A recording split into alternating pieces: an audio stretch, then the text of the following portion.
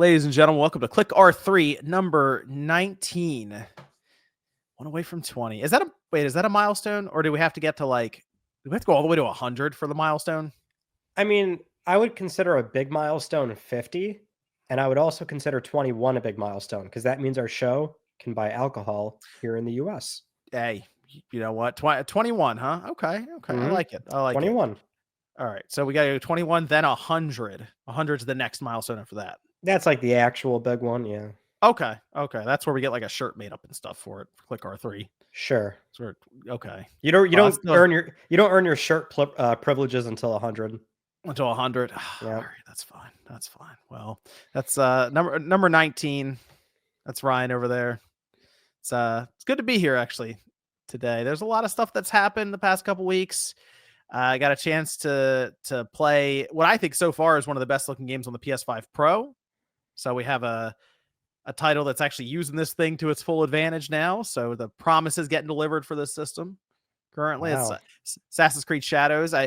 It's been contentious online over this thing, but I will say, visually speaking, I think most people agree that it looks very, very good. And the PS5 Pro gets like a 4K 60 upscale performance mode, and it looks very good. Where would you place it next to Rebirth? Rebirth was kind of that same scenario of like an open world game that looks muddy on base, but Pro really cleans it up. I mean, I think the base PS5 still holds up better than what Rebirth did. Rebirth looked kind of just blurry in general, but the PS5 Pro is kind of that situation of it does lower it a bit because it takes ray tracing away, but it doesn't become blurry. It has kind of a sharpening effect to it where you have almost the shimmering around certain edges if you look at it just right. Yeah. But I think this is one of the better use cases again for the PS5 Pro. In an open world new game. What modes does it offer? Visual or fidelity, which is 30, balanced at 40, or performance at 60. And performance Pro mode, or is it like the same modes but they just are unlocked on Pro? Like what's the deal? Well, the base PS5 has quality and performance. Balanced on the PS5 Pro is specific, and it keeps ray tracing on at 40 FPS. So if you have that like 120 hertz display, it feels smoother than 30, and then it's going to look better with the ray tracing on as well. So that's like the Pro mode. I really like those 40 FPS modes. I think it's a great compromise.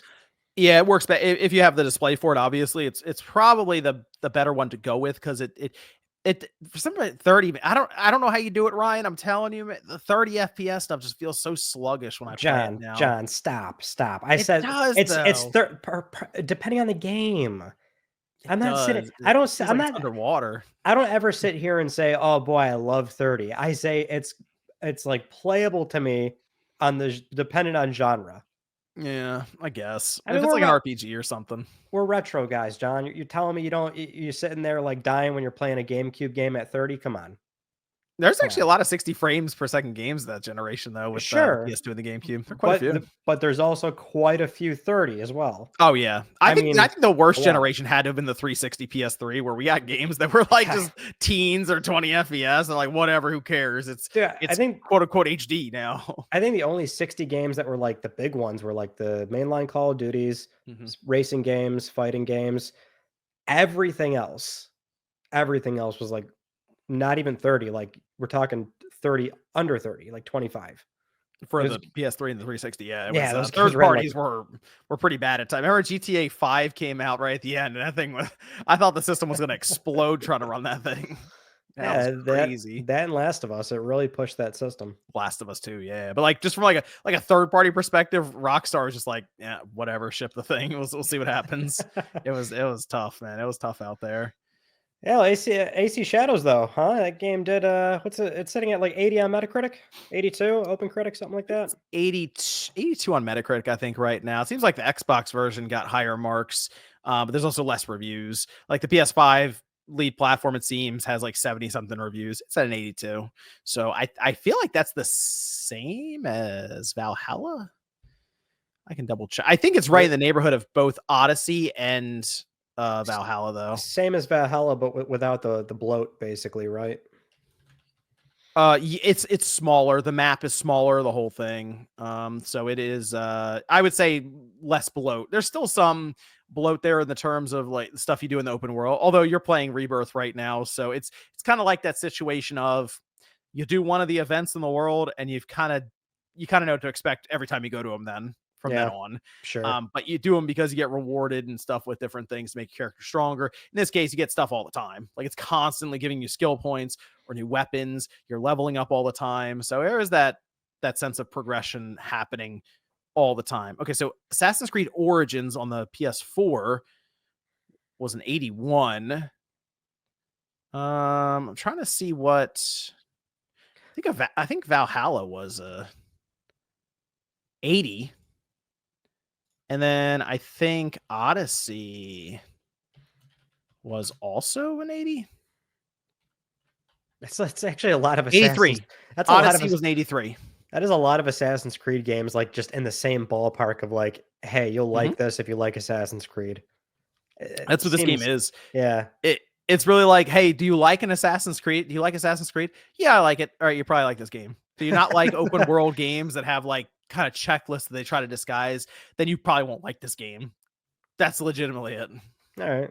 So they kinda, like, met the minimum here, like, "Here you go." Yep. I think at this point, people are just curious if it was going to end up being like disastrous because they had to delay it. Oh, is there something wrong with the game? Like from a technical standpoint, I had no crashes or bugs or game break, anything. It was fine. So it functions fine. It's the Assassin's Creed formula that's still going, the RPG kind of formula, just with the dual protagonist thing being the big differentiating factor. Well, before we get into those, news stories, I also wanted to ask about, that Silent Hill F trailer. What'd you think of that? Oh, you know Yeah. what? At that game does look legitimately creepy, and it kind of has that psychological horror vibe that you expect from Silent Hill. Silent Hill 2 had it, like the remake, and I think mostly the reason it was so effective was because the audio, like the 3D audio, helped that game out so much. Just kind of building suspense. This looks like it's just gonna be like super weird and creepy. And I'm not gonna front, like, I think it looks excellent. Like, just the sort of the setting they chose, the time period, the sort of ambiance of it. I that trailer, like, really sold me on it. Yeah, it has that vibe to it. Apparently, there's not gonna be any kind of like there are guns or anything. I think it's mostly just gonna be melee combat. So, I'm people are excited about the story that's being written here by the person behind it. I'm not as familiar with their work, but people who are like, hey, you're in for a ride. So, Yeah, it seems like it might be, pretty twisted. There's also the, ESRB rating too, right? So this game seems to already, be, yeah, like, not far away. I think they're gonna try to place it right around that Halloween time period again. It's a good time to, like, show it too, considering, like, there's still that sort of general high off of the the second remake, so it's like, Mhm. It was very good. It was a very good game. It's I'm thinking this gonna slot in similar territory. October, I think, is still a perfect time for these kind of games. seeing a little bit of a Konami resurgence here. Right? Not Because too bad. the other thing is they have Metal Gear Solid coming out, Delta. Yeah. That's coming out in what's that, August? August. So you have that in That's August. Let's yeah. say Silent Hill F comes out in, we'll just say October. We've got two good releases, like almost back to back. I think we're just waiting on Castlevania at this point, huh? Yeah, and Yeah. I'm feeling a little more confident in Konami right now for them. They don't have to do the development of these things, but they have to be able to choose the right developers to do it. Yeah. And right now, it seems like they are. Oh, so yeah, so knock on wood, they've got a good eye for this right now in terms of scouting Yeah. out the right talent to take on these projects. Well, Silent Hill seems to be back. Let's see how Metal Gear Solid Delta, which every time they show it, I think it looks great. And then we could have Metal Gear and Silent Hill running next to each other, and then maybe do it Castlevania back in the mix. I'm for it. I'm for it.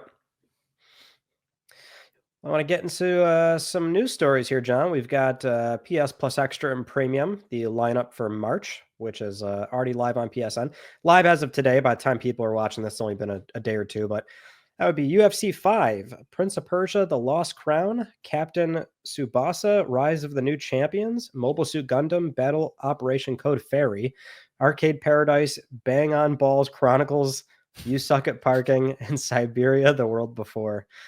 Not that many games, but hey, Lost Crown, right? That game kind of really surprised people, I think, right? Prince of Well, Persia. yeah. Yeah. That well, I mean, it's initially with like it's a principle, it's like a Metroidvania, and people are kind of off put by that. But it's like no, play like give it an hour or two, you'll really like it. that's the game out of this whole like this month that I would implore people to try, because the game sold okay. I think it was like 1.5 million or something. And so I can't imagine the budget on that kind of a title was super high, but still it was questionable what was going to happen after this release. And apparently the team has now moved on to working on a new Rayman game. So that's cool. But I think the game was actually a ton of fun. It was high quality. It's like that 2D, 3D style game where you play the whole game as a 2D side scroller, but it's rendered in 3D, so they can do the thing where they take the camera and swing it around behind your character and can do really cool super moves. And I had a lot of fun with it. I think it's definitely worth checking out, and it's like a 17 or 18-hour game. Not like short. What's that? It's that long. And then if you want to do everything, it's like probably another 10 hours on top of that. I thought it was like in the 10 to 12 hour neighborhood. I didn't play it that much. Yeah, I think my playthrough when I first did it was about that, like 17 or 18 hours. Oh, not bad. Yeah, I think it's a great game on Extra. Mm-hmm. Not so sure about everything else, but got that going on. PS Plus Premium, though, we do have Arcade Paradise VR, so just the VR variant that you can play on PSVR 2. And then, as we saw from the State of Play, we have those 3 Armored Core games from PS1, so just the first one, then Project Phantasma, and then Master of Arena. So 3 very janky Armored Core games. Hey, yeah.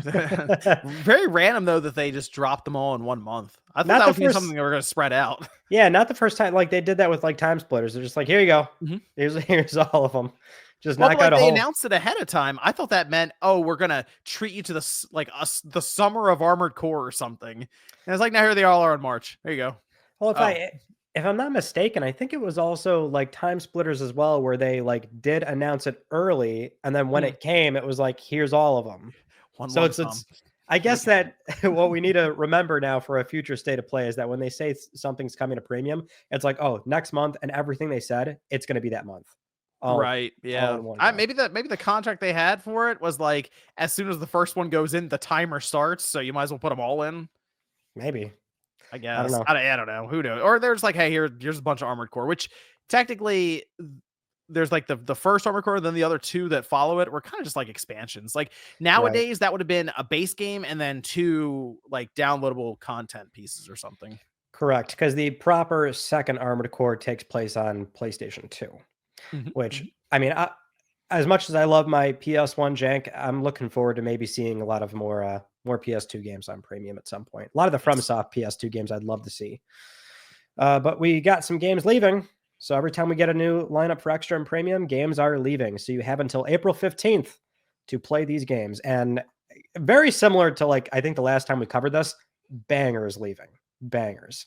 Animal Well, Tales of Kenzara, Tales of Kenzara Zao, Nor Play With Your Food, Deliver Us Mars, Miasma Chronicles, Stray Blade, Kana Bridge of Spirits, and Slay the Spire. Ooh. Only until April 15th to play those games. Animal Well is a good one. I think a lot of people probably have overlooked that still. It's a good one. Kana Bridge of Spirits, really fun game. Nor Play With Your Food's really goofy. I've heard great things about Tales of Kenzara. So, got about a month. Get your time in on those games, people. I do want to circle back around to classics real quick, though. We had that separate story as well, where on the PlayStation Portal for the cloud beta period, still very early, like a select catalog of games. It's not the full lineup, but they did recently add 33 PS1 and PSP games on the beta catalog. So it's almost all PS1 and PSP games now. So you can do that. It's like almost random. We just talked about that, how they're just kind of just quietly adding more and more value for the PS Portal and just not say. You feel like you might advertise that a little bit to sell more portals, but maybe they're content with what they have now and just beta testing this thing. I don't know. That's the weird caveat, right? It's just a separate beta catalog. It's separate from the nearly 2,000 games that you can stream if you're on the console. In a weird way, though, I kind of like that it's like, oh, you can play almost all the PSP games on there now, because like it's kind of feels at home on the Portal. Mm-hmm. All those PSP games. I still see people all the time though that like they have no idea this is a thing for the Portal because Sony just never says anything about it. Like they're confused. They're like, oh, you don't need a PS5 to play that? Well, you need a premium account, but technically no, you don't need to have a PS5. Or if your PS5's not accessible because I don't know, maybe there could have been like a power outage at your home and it just tripped the breaker, or your PS5 had an update and it shut down or something, and it's there. It's an option. It makes the PlayStation Portal usable if you just don't have your PS5 readily available. Yep. It's very usable too. Very usable. Genre dependent, obviously. I mean, pick out RPGs and stuff there. Like there's right. plenty of Legend Dragoon was right there at the front. There you go. Let's move on to PS3 firmware 4.92, and that's right, John. I did say PS3. New PlayStation 3 firmware, and it's the annual firmware. It's kind of funny how this happens because it does show up like every like late February or March. Headlines start going out there left and right. What year is this PS3 firmware? But it pretty much is the annual renewal for the Blu-ray encryption keys, so you can keep playing Blu-ray movies on the console. New releases that come out. So it is still funny to see. It is funny to see. I will say though, everyone also always assumes like, oh, it's like you're trying to close loopholes. I think they pretty much gave up at like 4.8 something. Like they're not PS3 closing. Extremely excited. The PS3 is one of the people don't realize PS3 is one of the easiest systems to exploit right now, and it's so funny because it's incredibly useful when you do jailbreak the thing. Like there's so much stuff that you can do right now with it. Oh, it's just for future reference. Anybody listening, like, no, Sony's not. They're not closing loopholes on this thing. They gave. I think actually, Cobra CEX, Hen, all that stuff already cleared 4.92. You can update. I think they just haven't released the proper 4.92 to like if you're, let's say you have a stock console and you updated. I think as of right now they haven't released the playable, or excuse me, the installable firmware. But if you already had it, you can update to it. So just some future reference there. Next up, we have that PS5 Astrobot bundle. It's official. That was rumored before, so you can buy that on PS Direct. Select retailers, $449 for a disc console, $399 for a digital edition. Good pickup. Great buy. All those new levels came out as well. I'm curious if that's the last round of them, though. What do you think? That they see last time I thought it was last round, and then they show up with this, and it's like, oh, here you go. I don't know. Maybe Team Asobi is just this isn't a huge burden for them to just do level. I mean, they already have a lot of the assets and everything set up. Maybe it's not a huge burden for them to do it. And they're like, we'll keep updating Astro as we go along. I mean, they even updated Astro's Playroom. They added in more products. Here's more product placement in a game that technically is about product placement, but it works really well. So why not? Yeah. Which, I mean, that's fine. It's fun to have these things in there, sure, but it feels like they just like updating it. So I'm gonna say they just like it. I mean, it seems like they kind of have. If you play the levels, they seem to have fun, and more of these bots keep showing up from other games, and it's actually pretty cool. Some of the ones they got in there. Still no trophy room, like you keep asking for. I can't believe they haven't. They should put that in the game. They should. They need to. Yeah, they're like TGA awards and BAFTAs and everything else that they're going to win. Yeah, make a little room. Why not? This one's silly. I didn't actually report on this on my show, but I'm pretty sure you did. So Sony is like, they were initially doing this in Japan. They were like doing a rental program with retailers. Now they've expanded this to the UK. So if you're in the UK, you can lease a PlayStation 5, not just PS5, like damn near anything that they sell, which is kind of crazy. So they began that service in Japan. Now it's extended to the UK. It's in partnership with Flex. And we've got some numbers here. So you can lease a PS5 Pro for $18.95 a month, a slim console for $11.99, a PlayStation Portal for $649. A PSVR 2 is also $18.49, or a DualSense Edge is $7.99. Yeah. I don't really know why you'd rent the DualSense Edge, but I will say some of the other accessories make sense. Like maybe you want to try out the PSVR 2 and you just rent it for a month and try it. That makes sense to do that, right? That's the hardest thing to do is get people on board with VR. Well, there you go. You can rent it for $20 and see what you think. Well, so here's like the thing though, right? Is like those prices are like contract. So you lock in 2 years. If what's the month to month for did they say what the month to month is for VR2? I think it's like up to 30 pounds or something. For how much it cost to buy the thing and you're like on the fence, you're like, I'll try it for $30, and if I like it, there you go, I'll buy in for it. Well, that's the thing. Like, and so initially when I saw this, I was kind of like disgusted. I'm like, oh my God, this sounds like such an awful situation. Like, what kind of society are we in where we're like leasing these, like, sure, expensive in the grand scheme of things, but relative to maybe other products, it felt almost predatory to me. I'm like, oh my God. Mhm. But then I saw some genuine points. It's like, yeah, you can, try a PSVR 2 ahead of time. If you do like get the lowest, if you sign up for like the contract, then PS5 Pro, that's actually like you could lease it and probably come in under MSRP by the time like Sony ships another console or something, which is kind of insane. I think the part that makes sense is if you can rent it for a month. Maybe you're gonna run a tournament and you need 4 other PS5s. It's like, well, we can just go rent it for a month for 4 of them, run our entire tournament over the course of a week, and then return them rather than have to go buy 4 of them. So Yeah. there are things, or I mean, dude, back in the day, people would they probably still do now. They'd rent a TV for Super Bowl Sunday. And like the prices weren't cheap because it was Super Bowl Sunday. Everyone was renting them. That was a thing back then. Like you'd rent huge tube TVs, Right. and someone would do the rental and everyone would go to their house and watch the Super Bowl. So like one-off events, I think makes sense for this. That it makes sense on paper. I'm just curious as to how often that's really going to play out. Do you remember renting any systems back in the day? So I never did. I mean, Oh, games, obviously, games, but like I've never rented a system. Never. we rented the N64 like twice back then when I was little. I Two remember times. that. Did you get that case too? Yeah. The N64 case, the big black case Uh, from Blockbuster. You got it in some. It was something. It came in like a black plastic case, and you had to set them in just right before you put it. It's kind of like how we had the rewind process for VHS. You had like the repack process for the N64, Yeah. and we did like 2 weekends. Like basically, my parents and a bunch of other parents would get together for just playing games and stuff throughout like a Saturday.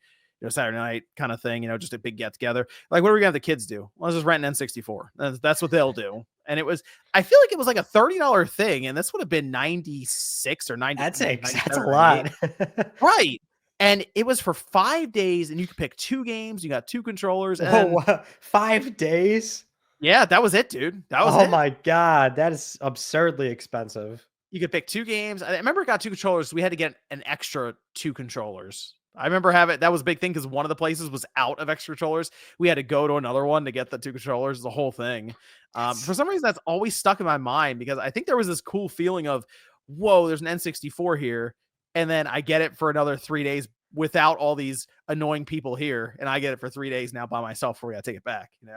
So that was, I love it. those are good days. That's those are the good days. Yeah, like Yeah. that memory is like burned into your head. It's a big deal, man. You got GoldenEye and Mario Party 2. Yeah, you didn't own it, gave it back. Yeah, gave it right back. Gave it That's right how it was back. back then, man. You didn't we didn't buy a lot of games. The rental store was your friend back It then. was. I mean, that for games. Like I rented games. Definitely a lot of games. Yeah, I mean that's the majority one. Those were like very rare events where we got the N64. Yeah. But it was those are the good days. I think I rented Pokemon Snap too at one point. Hmm. That's actually a good Good days. rental because you'd be done with it by the time Yeah. your Yep. rental period's up. Let's move on to I'm dying to talk about this, John. Dying. Absolutely dying. Death Stranding 2 on the beach. The release date trailer was shown off at South by Southwest. It was a 10-minute, just I don't even know what you call this thing. Very similar to what Kojima's done before. I got some notes down because this thing was just crazy to me. What'd you think of it? I mean, it's what you expect. You watch 10 minutes of something and you have no idea what you saw. Like, here's the thing, like if you played the first game, like there are some like through lines that like make sense. So like the one thing that I took away, right, is Mhm. that they made a point to say like, oh, automation or deliveries are automated. So you've got Right. those robots carry, and so it's like, oh, but later in the trailer, you can see, I think he's like shooting some of them. So they go rogue. And so that's the way to like maybe offer more combat in the game. Because the first game, for those that haven't played it, there's very few like combat scenarios, but there's actually a story element that explains why you can't kill things. So Right. you're not supposed to. So there's lore in the game that says you cannot be killing things. So in this case, it's like they're trying to address it by maybe giving the player Oh. more combat scenarios. That's one element I took away from it. Um, the environments look so dense too. I mean, the game Mhm. looks fucking gorgeous. It looks great. Does look like he said, okay, now we get to just baseline with the PS5 at this point. You know, not thinking about the PS4 and then the PS5 Pro. That's another game that I'm thinking the PS4 Pro is going to do some work with, and it's going to look crazy. But that's interesting to bring up the robot stuff. So you're thinking it might be. I mean, this could be Kojima's take on AI and being connected. And because originally he said we should like the Yeah, catchphrase, we should not have connected. should we have not? Should I have not made a Strand game? Well, I'm thinking it might be something like that where a lot of the stuff from the first game, the strands and the connections end up Yeah, being like the downfall and in this world where, as you said, like the robots and stuff kind of turn on them. But I thought at first when I was looking at it, 'cause they talk about servers were on the beach. They showed like the big yeah, cluster of them an there. actual server farm. Yeah, Yeah, and I was kind of wondering at first. He said he rewrote the game after the pandemic and everything that happened there. I was kind of wondering if this would be his like take kind of on just like what's going on with social media and how people have become more and more reliant on it in general. And because the first one you kind of saw, I mean, I assume he got lucky with it, but people didn't go outside in the first one, right? They were all cooped up and stuff, and yeah. that was the idea. You had Sam who would just go between places. He would be a courier and deliver packages, but that's just because no one really did. So it's I kind of wonder that it's like is the end people breaking free of these connections and actually like returning to like a world without it's so social media quote unquote, but like this AI presence that seems to be rising up.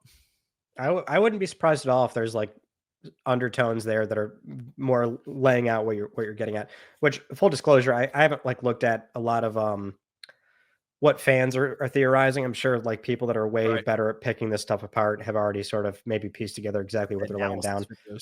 Yeah, I kind of want to like have my own sort of surface level understanding of what I saw and hope I'm either way off or some shit. I'm ready to be surprised, obviously, but yeah, dude, my takeaway is like it looks environment wise, it looks so dense. I mean, like because this is Decima, the environments always look Mhm. very good. I mean, the character models always look like just finally breaking past that uncanny valley of these like hyper realistic games. I mean, they look very good. Like that kiss scene between Sam and Fragile looked super convincing, but like just the environments are insane. Like that jungle environment, it's like good lord. You It, think they're gonna have a lot of those moments, Ryan, where they're kind of like they kind of make you stop and just look at it for a moment. And they have like that music playing in the background because they did it with I the first one a couple of times. I hope so. Did you did you see this one though? There was one moment where he's kind of climbing up and then he like peeks over like this little foothold on the mountain and you're above the clouds and stuff. Yeah. That's kind of what I'm thinking. I'm like, you're gonna have a moment like that where you're like, whoa, this looks great. Or the moon in the background as you're like walking across the rocky field and stuff. Yep. Man, that could be some cool stuff in this game. It's gonna be those somber moments and then the musical kick in, which, I do wanna Mm. shout out. This was Woodkid, and the track is "To the Wilder" that was in the trailer, which, I mean, like, Kojima will always sort of telegraph all this stuff too. He's been, like, hanging out with the guy for, like, years or something like that. Big surprise is gonna be showing up in this. So, that's what they got going on there. What about this character that is legally compliant Solid Snake? Everyone saw it too. They're like, hold on a minute. This is Kojima really hasn't left Metal Gear behind yet, has he? It was weird that the bandana looked very similar to Snake, had flashes turning into a skeleton and stuff, which was weird. But you're right. It was the Metal Gear Rex that was at the end too. Like there's a lot of callbacks to Metal, and maybe it's because he's starting to work on this Fizzant thing that he's kind of getting the bug again, where he's been thinking about it. Yeah, that's the It's thing. That's gonna be a tactical espionage game, and he's like, I can't wait. I got to put this guy in here. right because obviously he's been thinking about Fizzant for a while. It's not like Sony, greenlit that the day that they walked on stage together or something. So it makes you wonder if he's kind of got that crossing over his creativity here, and he's like, I kind of want to do some call outs to the old days at Metal Gear and Very close. Yeah. Very close. But you know what? I like it because it looks stupid weird. It And looks, Hartman like takes the thing, like shoves it on top of the tar looking yeah, monster, and they're about yeah. to fight it out like these big kaiju's. Like, what is going on here? Like that's my takeaway. Like if there's anything we'll say about it, it's like I would think there's going to be more combat because they spent a lot of time showing it for what is a They did. 10-minute trailer. Yep, So they did. So that actually makes a lot of sense to have like the robots be the big enemies. You're right. You can avoid the cataclysmic events that happen when people die. So you right, can yeah. that makes sense. That makes sense. Hmm. And if we haven't said it, this was a release date trailer. So Mhm. pre-orders are open now, and the game comes out June 26th. Summer game. 2-day early access, by the way. Yeah, let's talk about the different editions you can buy. Digital Deluxe, Mhm. $79.99. Full game download, 48-hour early access, and then a bunch of digital goodies. There's also a collector's edition, $229. You can, of course, spend a lot of money on this game, and it comes with like a Magellan Man statue, a Doll Man figure, art cards, a letter from Hideo Kojima, A and in-game letter. a letter, and in-game items, in-game items.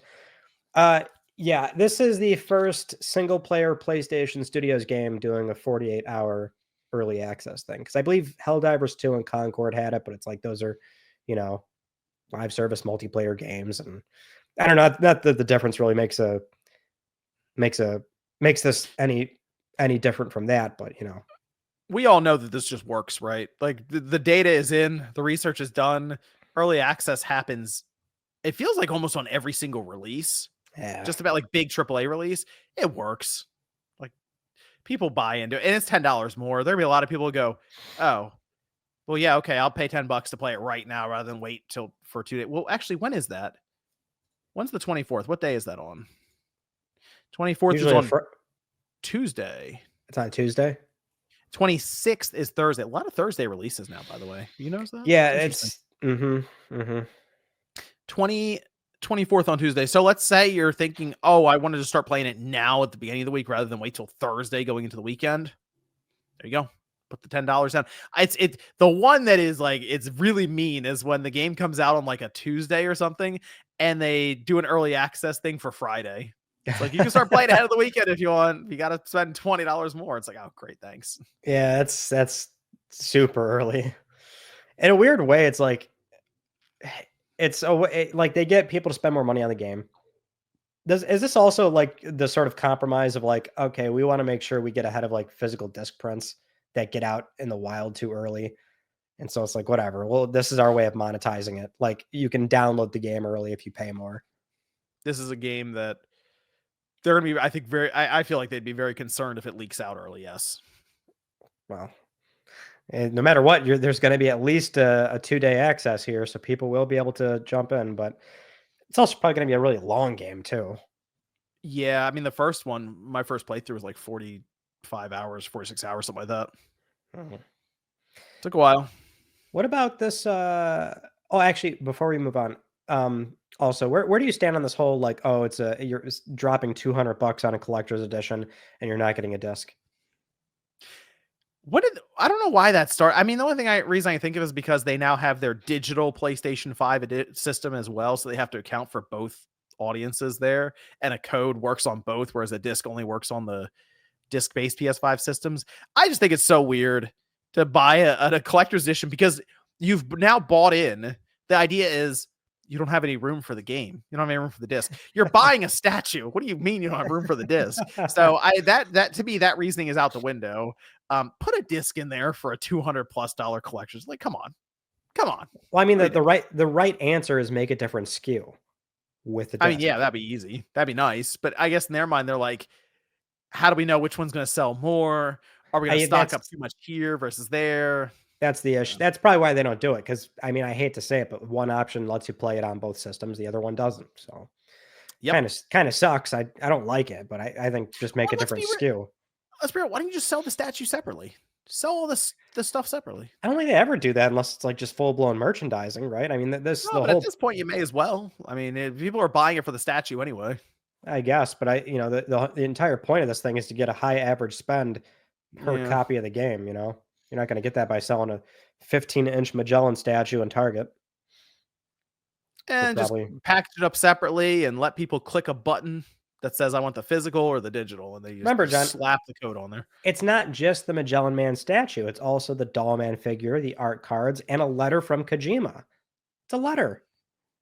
Who knows what he Is it wrote on it? is it actually on paper, or does he email that to you digitally?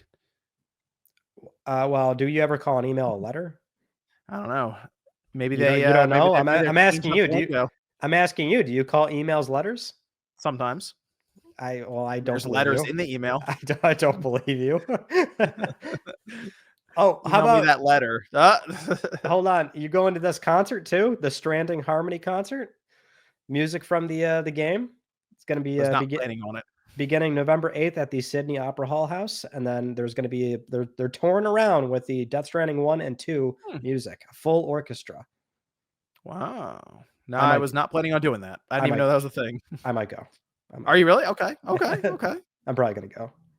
That music's so Okay. good. Well, which stop are you going to? Oh yeah, because I'm just gonna confirm that right here and now. You know, Oh, yeah. What time? What day you gonna be there? where you staying? Yeah. I'll probably go to one of them. Hmm. Let's move on to some Last of Us news here. First up, we do have a new Last of Us DualSense, which this thing looks gorgeous. That controller, it's really good. Are they? This is because of the show? I saw Yeah, that. I was like, it seems like came out of coincide with nowhere. like, I guess. Like Yeah, I was trying to figure out why they were doing it now. Which, I mean, the show's gonna be popular, so they're gonna have a bunch of, I assume, an influx of people to buy either the first game or the second game. it's weird how it showed up sort of just seemingly out of nowhere, but at the same time, it seems like they always just do this with all these announcements that just why did you not move that somewhere else? But I don't know. Things Maybe a already Last of Us Part 2 or Last of Us TV remote they could have well, done. well, here's the Like, thing, John. I mean that this news is kind of useless because it's like I think it's sold out. It's well sold out at this well, point. Looks cool it's gonna though. sell out. It I was mean, like it's a The Last of Us. It's a big fan base for it. it was a reverse black and white design Mhm. basically. So standard controllers just invert it. That's what it looks like with a bunch of logos on it. That looks nice. Wouldn't play with it, but it looks nice. No, you just put it up somewhere. Or would you even take it out of the box? Well, this is my argument. Like I just don't buy these controllers anymore because I wouldn't play with them. And it's Mm. just it's shelf fodder. I just What can't would do it? it. What game would it take? Is there a game out there? Would it be like, if let's just say in a alternate universe, new Jack and Dax game is announced? Oh yeah, there's a dual sense with it. Yeah, Would that be it? Would that push you over the sure. edge? Yeah, I mean, if you're talking about my favorite game ever, sure. But like that's what it would have to be. And then would you take the controller out of the box or leave it in the box? You buy two. Okay, okay, I get it. Yeah, I get it. You get two, leave yeah. one in the box, take one out of the box, and then when you take the one out of the box, do you then use that one to play games with? You buy three. You buy three. You buy three. Okay. You have one that comes out of the box that you put up on the shelf. One that you leave in the box on the shelf. The other one you take out of the box you actually use to play. Yeah, it's you kind of jump Okay. through a lot of hoops, but that would be the process. Yeah. Okay. I mean, technically, that's the cost of a dual sense edge. So there you go. Yeah. Well, that's hey, they should make an Edge version. That's another three. Now we're Now, into how does like that work? You got to buy three of the $700 God. to buy three controllers. Oh shit. All right, so the controller thing came out, but weirdly enough, we also have some news about The Last of Us Part 3. So, speaking with Variety about the second season of the HBO show, Naughty Dog's president, Neil Druckmann, was asked about the possibility of a third game. And he gave a very surprising answer here where he says, and I quote, I was waiting for this question. I guess the only thing I could say is don't bet on there being more Last of Us. This could be it.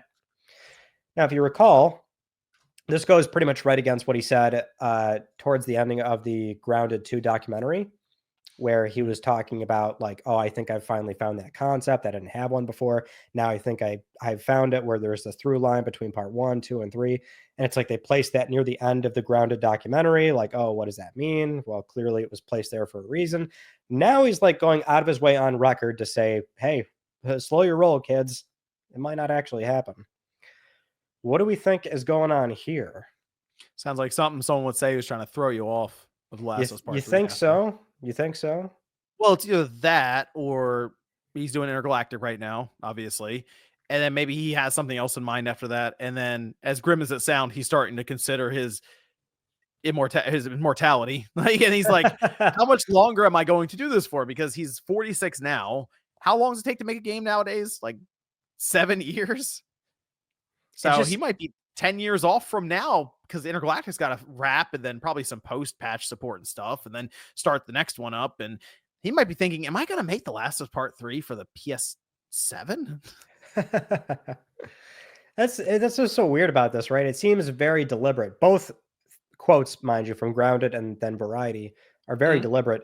To me, it reads as like a sort of backpedal in that if it happens, like it's actually pretty far away.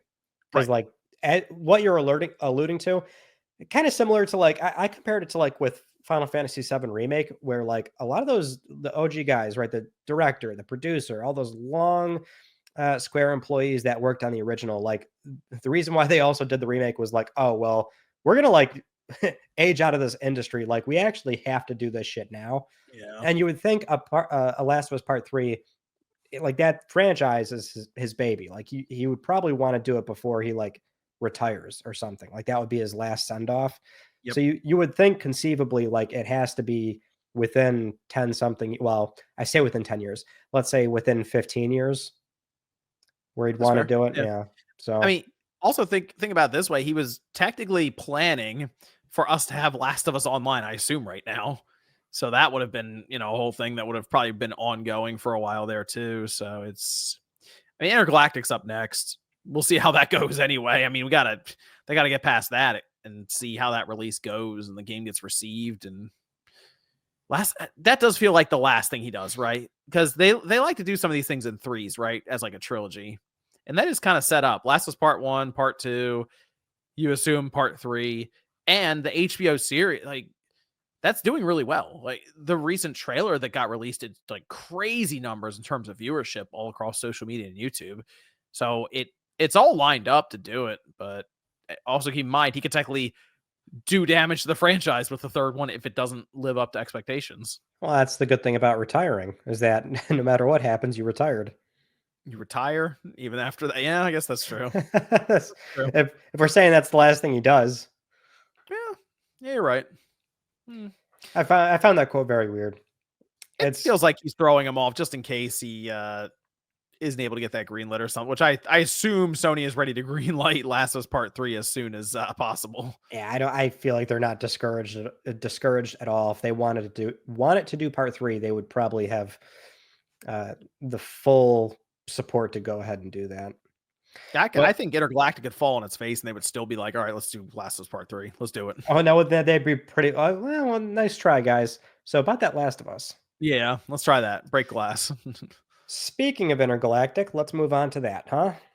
So on Sony's official YouTube channel, they had a new creator-to-creator video, and this one was between Naughty Dog's president, Neil Druckmann, speaking with the 28 Days Later writer, Alex Garland, and they both talk about their experiences writing in games and in their own mediums, but Neil got to the topic of Intergalactic, and he actually gave some more story details about the game and what is actually taking place. So we do know that it takes place in an alternate timeline, 2,000 years in the future, where it deviated from the late 1980s, which would explain like the CDs and the sort of Porsche thing that they were driving and things like that. But anyway, Neil is talking about how with The Last of Us, people got so fired up about that story. So he jokingly says that like, oh, well, let's make a game about something people don't care as much about. And so he jokingly said, let's make a game about faith and religion. So over this 2,000-year timeline, there is this religion that started and then evolved over the years, and that religion all takes place on this planet where communication then gets lost for 600 years. So then the bounty hunter, Jordan, as we saw from the trailer, goes to the planet, and the big theme here is loneliness. She's there by herself, and she needs to figure out how to get off the planet by, learning who these people were, what their history was, and she needs to sort of piece all that together if she wants to get off the planet. And we had that story come out. We then had Ben Hansen over at MinMax reveal that when he discussed prior about what this game was inspired by, he did reveal that it was Elden Ring. So that was the FromSoft game that it likely has a lot of DNA being put into this game, which now makes a lot more sense. I mean, to me, this is sounding more and more like the kind of Naughty Dog game where you think of the open sections in Uncharted 4 or Seattle with The Last of Us Part 2, where they're going to really try and do this full blown, like you land on this planet and go for it. You There's think it's no, just kind of open world, like they're the like, whole there's, thing, like yeah, wide open. I think there's a very clear direction of like, just go about your business and whatever happens, happens, you know? Wow, that would be kind of so they would keep the navigation markers and the player direction where they try to mainline you a bit at some points, right? They keep that to a minimum and maybe have just the world itself being designed to kind of direct you on its own. That's what I you're thinking rather than just be like, go here. You're gonna see like ways that they work the landscape to kind of direct you there. Well, that's the thing that's like it's like pure speculation. I would be curious if they go full blown like we're not going to hold your hand at all, or there is still like some quest markers and points of interest and a little bit of hand holding just to like let you know like, you know, if you want to start progressing the story path, like here's where you should be, but then Mhm. everything else is kind of like off limits in a set, or not off limits. There's nothing that is off limits. If you want to deviate very far away from that marker, you're allowed to do it this time. Interesting. So like just more curiosity from the player to explore. I think. I would imagine so. They Like still Elden Ring. Yeah, that's the idea. they made it very clear like there's still like a narrative here. They still care deeply about a narrative, but it's, you know, going to be that interwoven with what is also the biggest focus in the gameplay department for them. So I like everything about this so far is sort of piecing together like a lot of curiosity for me, where I'm like, I'm on board with just how different this is from their past works. The going from Last of Us Part 2 though, and the theming there to intergalactic with the religion stuff, that actually lines up for me because there's a golf course right next to my house here. And these golfers, the 3-iron, the whole thing, they invoke God constantly when they swing. So this to me, this lines What up. That I makes was sense. I was like, where the fuck is he going with this? I mean, Neil might have been out there golfing and hearing these people just saying some craziness about, just saying God constantly when they swing and hook it, and they're like, man, that might be our ticket right there. You think he's I a it, golfer? You think he's a golfer? You think he's out there with that 9-iron? no, I don't. All I right. the what'd you think about I don't know who was he talking to? He was talking to someone. This made the rounds, by the way, online. The quote where he's like basically like, who cares? It's like that so many people were mad at him about Last of Us Part 2. Oh, yeah, yeah. And Well, so yeah, Alex Garland said, "Who gives a shit?" when he was like, "We made some decisions with that game. Some people liked it, some people hated it." Well, yeah, when you watch the video, Alex like just completely deadpan goes, "Who gives a shit?" well, I mean, if they sold what more we don't know the exact updated sales figures. Last we Yeah. heard was what 10 million copies, and that was how long ago was that? That was a couple of years ago, wasn't it? Yes. Yes. So with the show and then season 2 coming up, I mean, let's be real. We could get an updated sales number at some point from Sony, maybe even celebrating the show and stuff. And we could get some up. It could be at like 13, 14, 15 million randomly one day. We just see them make that announcement. It's like, oh, okay. Well, The that's PC version's coming up. So the frustrating thing is like Sony's weird with sales milestones. They just never want to like they'll do it when like they've got a big number right. sometimes, and then that's it. They used to like because you can check this on their like investor portal. Like it's still in the supplemental info sheet where there's like all these like PS4 era games, and I think some of the early PS5 era stuff. And they'll like tell you like, oh, sales milestone as of, and it's all like 2018 or 19 or 2021. Like they're very weird with sales milestones. They just don't want to ever really let people know where the final figure sort of is. I mean, I guess the idea here is, I mean, clearly The Last of Us Part 2 was profitable because we know the number for the development cost since it was leaked in the FCC stuff. So it was profitable, it was successful, it's critically acclaimed, one game of the year, the whole thing. So I guess if you're sitting there at the table with him and he's like, man, people are mad at us about that, you're probably gonna go, well, does it matter? Look what happened afterwards, after it came out, right? And I guess the idea for Last of Us Part 2 was to make you, the player, legitimately feel angry, was the idea. And as he said, make creative decisions, which that is kind of the question though, right? If you're somebody making a game and you're a creative and you're trying to navigate this and figure out the path for the game and the story, should you be worried about player backlash if you do make a controversial decision that can just completely alter the entire direction of a game story? Well, I think there's no right answer to this. Like, Right. I mean, in the grand scheme of things, like that small exchange, that to me read as two writers that like are just airing out the what comes with that job. You're Mhm. gonna make people mad, and especially if you try and like do something that is against expectations or that would upset people. I mean, you don't want to necessarily put like the skirts on story writing for these guys where they want to really explore whatever they want to explore. And it just, yeah, obviously it upsets people at times. It just, to me, it came off as like, comes with the territory. It happens. You sort of have to put on the blinders and just like, you know, stay in your lane and press forward. The thing that's undeniable about this game, though, Last of Us Part 2, is it has been almost 5 years since the game came out, and people still talk so passionately about it. Well, I think Games that's doesn't that come speak and go constantly. doesn't that speak volumes about like what the game did for better or Yeah, worse? Yeah. I would say so, yeah. Yeah, Yeah. that's like when you're it's if you're impactful in the games industry to the point where some people talk about this game like it came out months ago or something. Like the hurt that they want to they want to show online. And it's like, man, that game really did have that kind of an impact. And it is still so memorable that people still talk about it. Yeah. So I mean, it seems like mission accomplished from that angle, then, if that's what they were trying to do. I mean, that's the whole point. I don't think it's ever easy to sort of make creative decisions like that, but it does evoke a very strong emotional response. There's no doubt about that. Well, if you I saw people mention like you should just give the like the gamer stuff what they want exactly what they want. But then it becomes very expected, doesn't it? Like I the only thing at, if they had that answer, like I think, well, I don't want to say they'd be doing that, but at the same time, like companies would want them to do that. Give them what they want. yeah, but that does become very, very expected as well. And it's like you kind of want that unpredictability, and we always wanted something new in gaming because when we get the same thing, we're like, it's good, but it's like it's the same. I just thought about Assassin's Creed Shadows earlier. It's good, but I mean, it's Assassin's Creed. You kind of know what to expect. Sometimes it's interesting to really just flip the whole thing on its head and be like, nope, you didn't see this coming at all, because people legitimately did not see that coming. Mhm. I think it goes for damn near anything that's even slightly creative, which is this sort of idea of what's the best way to put this?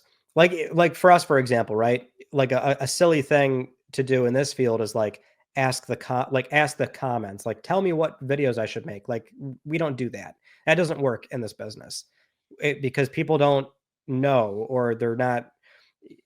We have to figure that out and always try different things and see what works for video ideas or something. Like it's the same thing. You just sort of always try something new. The customer isn't always right per se. Like it's about finding that new thing and delivering and exciting people, surprising people, delighting customers. It's just it's sort of a broad sense of like you can't always be told what to do or this is the thing you have to deliver. Sometimes you just have to take a very big risk, try something different, and put it out there.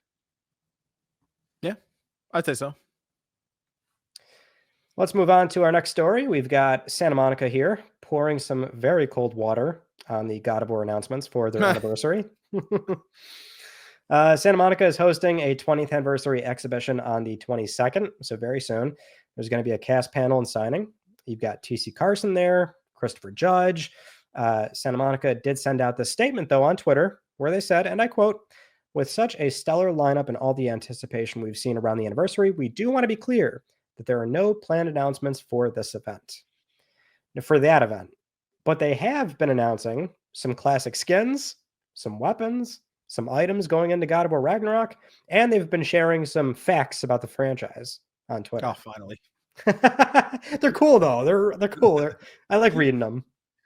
I know it's just funny because like the buildup was there. I mean, Yeah. the setup was there, right? It's like, oh, here you go. Classic God of War coming back in this remastered collection. It was one of the few times where Sony could say, we're remastering this game, and no one would get angry. Everyone would be like, oh, great. This is awesome. Especially if it's like, even if it's just the three of them, 1, 2, and 3 on a disc. or download, whatever. But it's like one release. Here you go. People be legitimately excited, and it could still happen.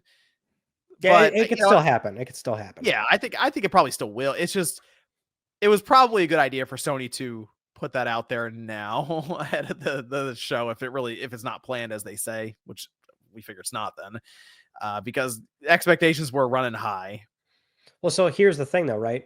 You say Sony, there's always like you can suss out what's going on with these things, right? When Santa Monica has to say this and they're the one doing the panel and they're the one making the announcement about it, they're not live streaming this. It seemed clear as day that like that's not where they're going to announce it.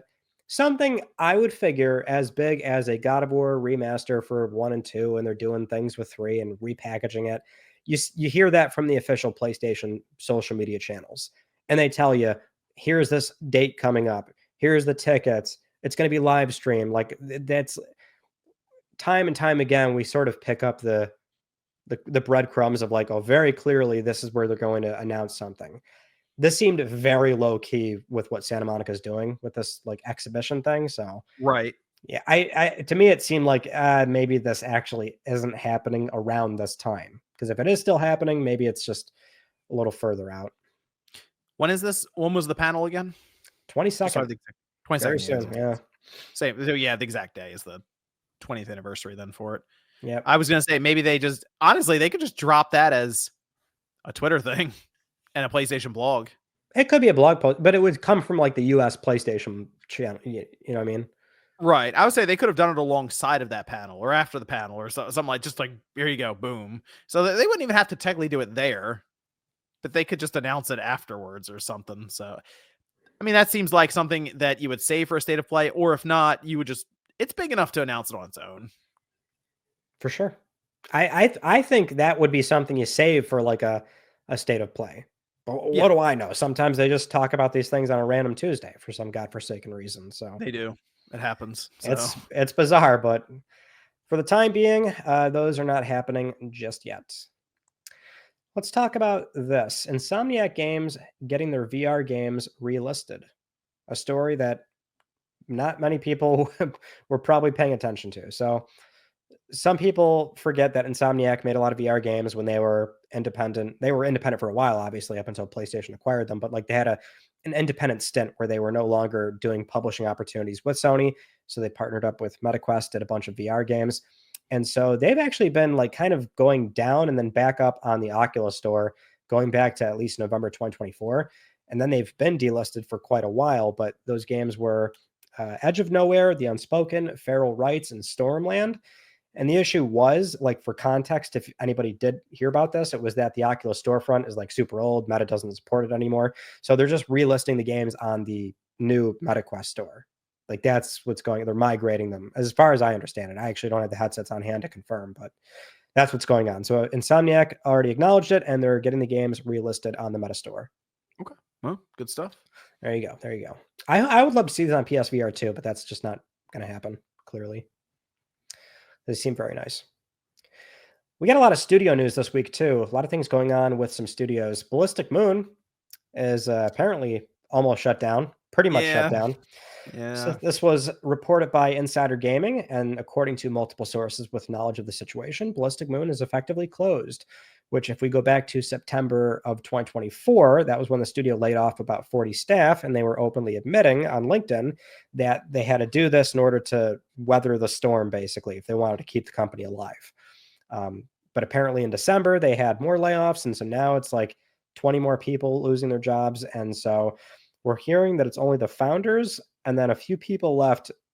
So like they are still open, but it's like a skeleton crew. Like they're just sitting there doing basically nothing, which I would almost figure maybe it's still open, because here's the weird part, right?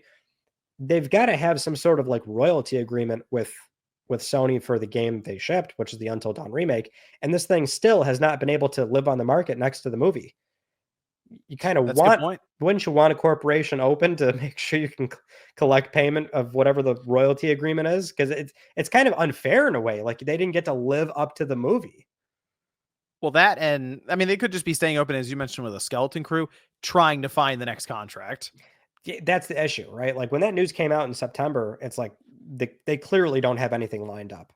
No, Nothing. no. They made one. They did one game since when they were founded in 2019. It's Until Dawn, and that's what we talk about though. It's like, yeah, what, because that game came out and it wasn't in great shape, I Not in good guess. shape. No. No, and that's the I mean, if you're Sony, you probably saw that game in the state it was in.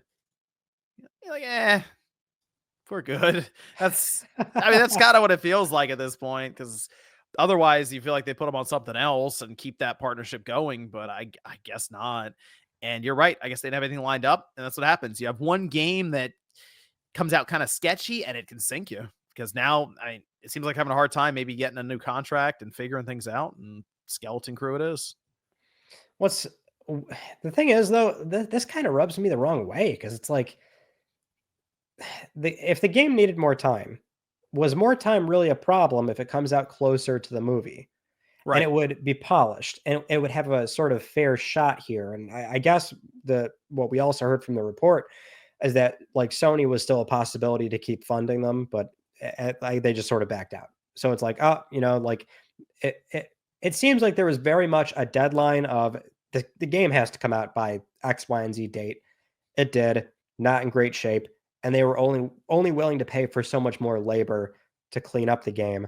And now with the state that it's in, which it's still not 100% as I understand it, so now the game is never going to be like fully patched and kind of this sucks. This was a little bit ugly. Yeah, I mean, when's the movie drop? April something. So they're probably not gonna have a patch by then, like another No. patch just to roll out. Yeah, that's a shame. People will probably seek it out after the movie, so I'm sure we'll see some kind of sales surge from that. But it's a shame. I mean, one game, it's not up to snuff for them, and they go, okay, that's it. See ya. In other news, we do know that Jason Blundell's secret PlayStation studio is not secret anymore. This was just borderline bizarre. Recently speaking with Jeff Gersman on a bonus podcast episode, Jason Blundell, who does not do many public appearances, said, and I quote, "I've had the amazing opportunity to create a new studio within PlayStation Studios for Sony. The studio is called, Dark Outlaw Games." He continued explaining that they're working away in the shadows and we have something to talk about later. Like they don't want to talk about it now. Basically, that's why they're kind of doing this impromptu, no fanfare announcement on a podcast of all things. But yeah, that secret studio, it's real. We always knew it was a thing. Just now they're willing to say it and actually put a name to it as well. Well, if you think about it, they announced the Deviation Games PlayStation partnership in like some grand fashion up on stage with Jeff Keighley in 2021. I feel like he's looking at that like, okay, might not have been a great idea since we didn't have the game technically ready. So I will admit it was kind of strange that he just went on Jeff Gersman's show and was like, yeah, here's the studio technically. But hey, good for Jeff Gersman to get that scoop. But it did seem like Jason Blundell was not at all interested in mentioning what the game is or anything just yet, because it's, I'm sure, early on, but yeah, feels like he wants to fade back into the shadows for a bit and not say much else, just to, after I'm sure the experience of what happened with Deviation. he did say they're still staffing up and they're in early production on the new game. PS6 game. Well, PS5, PS6 game. Cross-gen. Gotta Yes, clarify. sir. Yes, sir. Clarify. So do you think, based on his history with things like Call of Duty, do you think this is just a live service game? I mean, I think it's very likely. I never like saying with certainty, but like, yeah, it seems like it's probably going to be in that landscape. You would First-person figure. shooter. It's very notable too that like this is not a common thing where they build a new team internally. We've got a name for it: Dark Outlaws Games. This is a new PlayStation studio built from the ground up, and the context here is like we always heard that like it was some sort of creative difference between Dave Anthony and Jason. Jason left. Maybe he took what they were doing and brought that to SIE. Maybe he wanted to do something else and wanted to, like, that's his idea. That's at the company now. Whatever the case is, yeah, I mean, it's kind of funny how out of nowhere, but you make a great point, right? The whole fanfare that was was that SGF? That was SGF where they announced that with Summer Game Fest. Yeah. Yeah, Because yeah. it was in June of 2021. You're right. If they're kind of making a big deal about a partnership like that and it doesn't go anywhere, maybe like this is the attitude moving forward. If we're building studios, if we're doing new partnerships, let's not do anything until we're like really ready to show something. Let's get something to show first. Let's show a game rather than the two studio logos up on stage. You know. How about this? We have more studio announcements. People Can Fly is working with Sony on an existing IP. So, the studio behind Bulletstorm and Outriders has sent out a press release confirming that they have agreed on a production cooperation for a new game that is codenamed Project Delta, based on the intellectual property rights owned by SIE. It's also important to clarify that this is being labeled as a prototype development agreement, and the project is going to be divided into milestones, which they sent out a very similar statement when they confirmed their partnership with Microsoft on Gears of War E-Day. So the way that it's worded, I mean, people might assume like, oh, this is like their game. It very well could be like a co-development thing as well, considering the language was the exact same from Gears of War E-Day. Right. Then people are going back and forth on what this could be.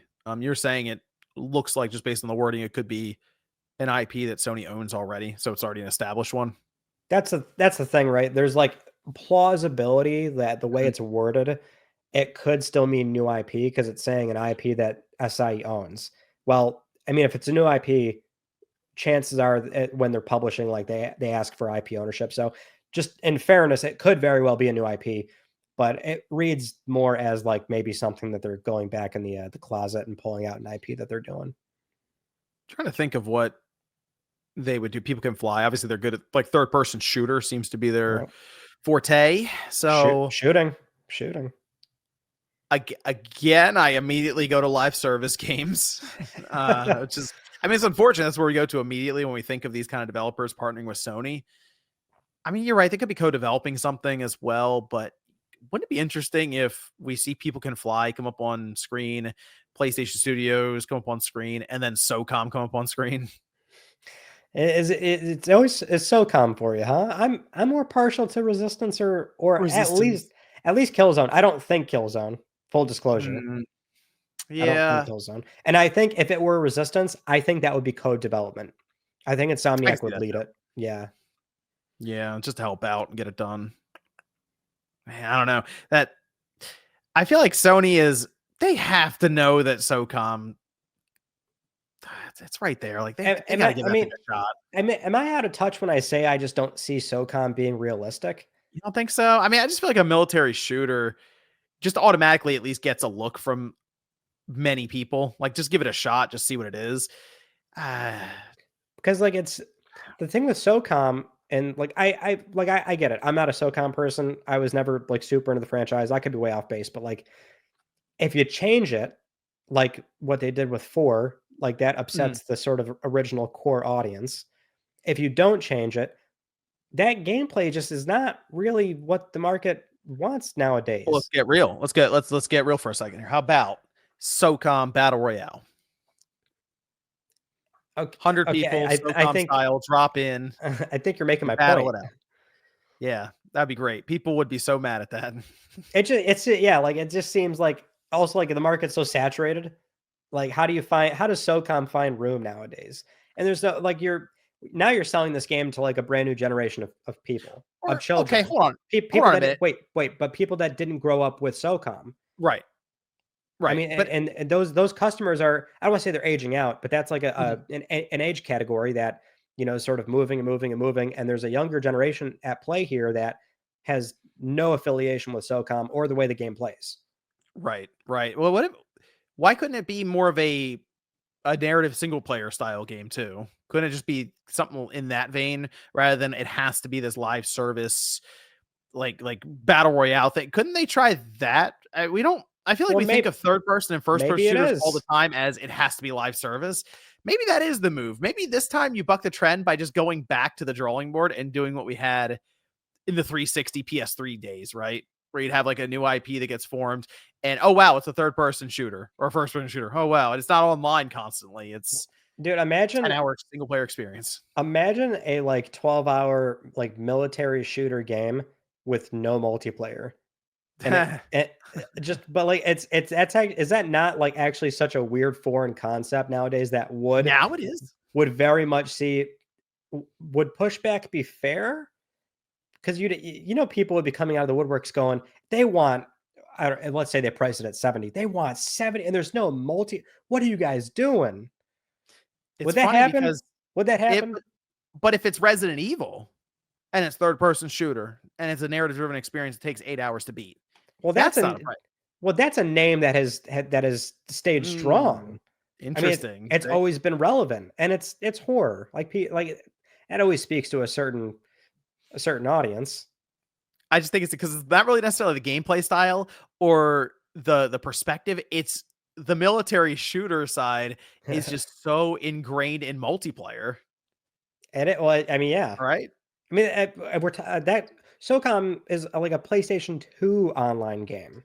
It is. But you're right. That's You're not right even when you say that just a lot of the people who are playing then are just kind of not aged out, but yeah, it's not going to grab onto the mainstream or like the younger crowd that clearly is holding up things like Fortnite.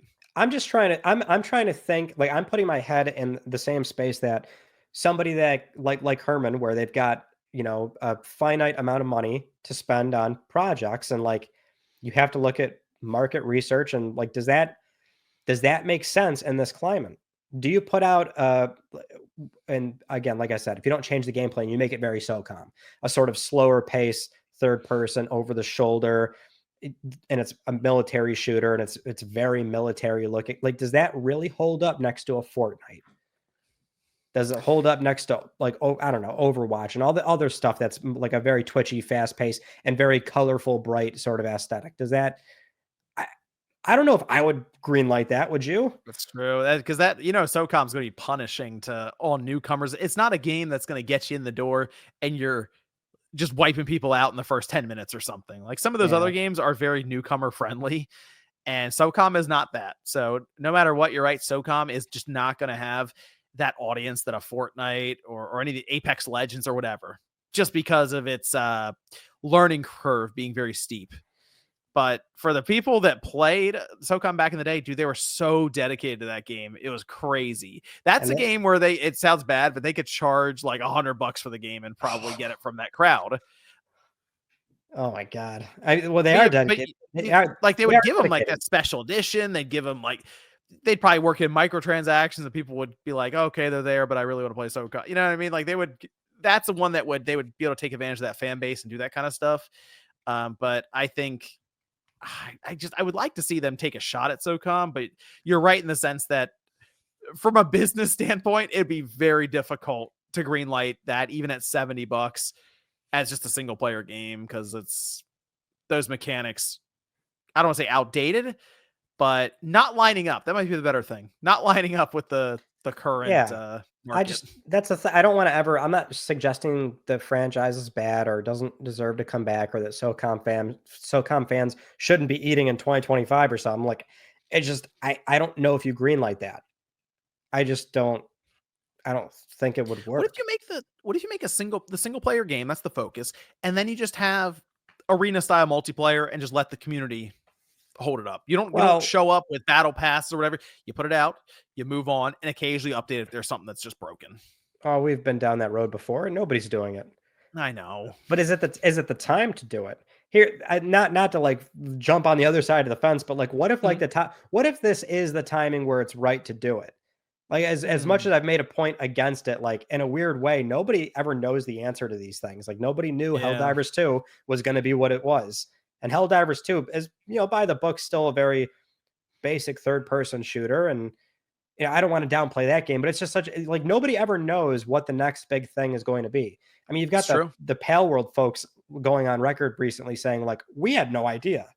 If we knew the game was going to do what it did, like, we'd be making another game already. Yeah, maybe it has coming back around to like a military shooter. I don't know. Well, no, until someone tries it. And hey, you know what? SOCOM already has some weight to it. Someone has to take try a swing. It. Take a swing. You seem very partial. Campaign, and then make the arena style shooting to it.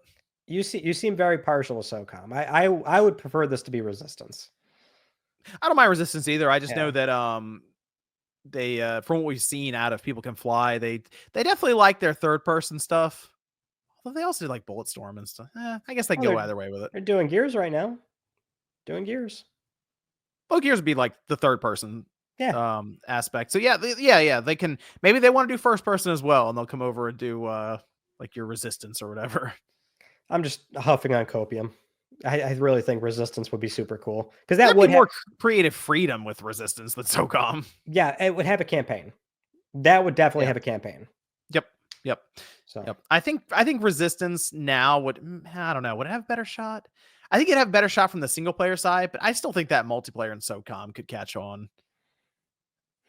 It had to be on PC too, though. but see, Resistance has the fun weapons. It does. It And does. it's a more that gameplay style is more adaptable to today's environment. It'll be fast paced, or it can be fast paced. You've got the goofy weapons. You can start throwing hedgehog grenades in 2020, whenever this game comes out, 2030. You know, it could The nice work. thing is Sony has options. They have options, but like, just don't show up in the fair games looking thing. But that's Like, a heist game, though. That's a heist game. I know, but it's like, man, that's another game that I'm still waiting to, because we're talking about live service stuff. That I'm just waiting for that to show up again. So You it's, used to be a let's fair get that games. gritty. Let's get that gritty Resistance, that gritty SOCOM, and let's see how that does. You used to be a fair games stan. Now look at you. Hey, I'm telling you, after No, seeing Concord, man, they got to win me back right now. no backbone. Ridiculous. They got to win me back. they lost me. They really had me in the first half. I'm not going to front. I mean, Concord would happen with that, and the fact that we still haven't seen fair games, and that thing might not be out till next year. It's not, confidence level isn't high right now. It's kind of low. Kind of low. John, let's talk about this leaked tech demo for Horizon AI. A Horizon AI. So this was sent into The Verge via an anonymous tip. It was a video of SIA's Advanced Technology Group out of Amsterdam. And they were showing off this demo, which was, and we'll give full context here. It was a demo made in March of last year, so 2024. And it was just meant to be like a fun prototype project and trying to see what they could do, which was basically a video of Aloy from Forbidden West. And it's like a full blown, she's powered by AI. You could talk to her like an AI assistant. You could ask her things and she would be able to respond to you. And so they spent 7 days working on this with one, and he says 1.5 people. So I guess one guy only put in like 4 or 5 hours. They said 1.5 people were working on this demo. 1.5 people. Yeah. And then they fast forward to November 2024, and the team decided to show it off behind closed doors at an internal Sony technology fair. And they didn't want to use the first demo, so they spent 3 more weeks improving the chatbot capabilities, which on the tech side, like it's a mix of like in-house Sony stuff. So Sony EVS, Decima, Mockingbird, but then also LLMs like GPT-4, Llama 3, things like that. And so it is basic like speech to text, but you've got this guy asking Aloy, like, so tell me about your, he asks like story questions. She can answer it. Then they get into gameplay, and the gameplay is all context aware. So what's in my inventory? What's in front of me? How do I take care of a charger? What's its weak points? And the AI responds, which also very important to clarify. It's not Ashley Birch's voice. It is a synthesized voice. It's just a generic voice. So that demo comes out. Of course, it was, with the context being, it was like only a few people did it. It was an internal technology fair thing. So not many people were, people were not meant to see it, but of course it's an AI thing. They're experimenting with AI. So kind of blew up a little bit of a storm there. So we then found out from Ashley Birch, where she provided a comment on this on TikTok. She said that when this came out, Gorilla contacted her right away. They let her know that this didn't reflect anything in active development. They also wanted to tell her that they didn't use her performance. There's no facial capture or voice data. But obviously, the point Ashley's trying to make in this video is that she's worried about the art form. And she's reminded of the current video game strike, which is still ongoing, and the interim agreements that are in place. And so it's really sort of sparked the conversation surrounding AI in games and what Sony is doing, what they may do with it in the future. And so that kind of brings us to where we are now. How do you feel about this one, John? People seem like they were surprised that this this was a thing going on.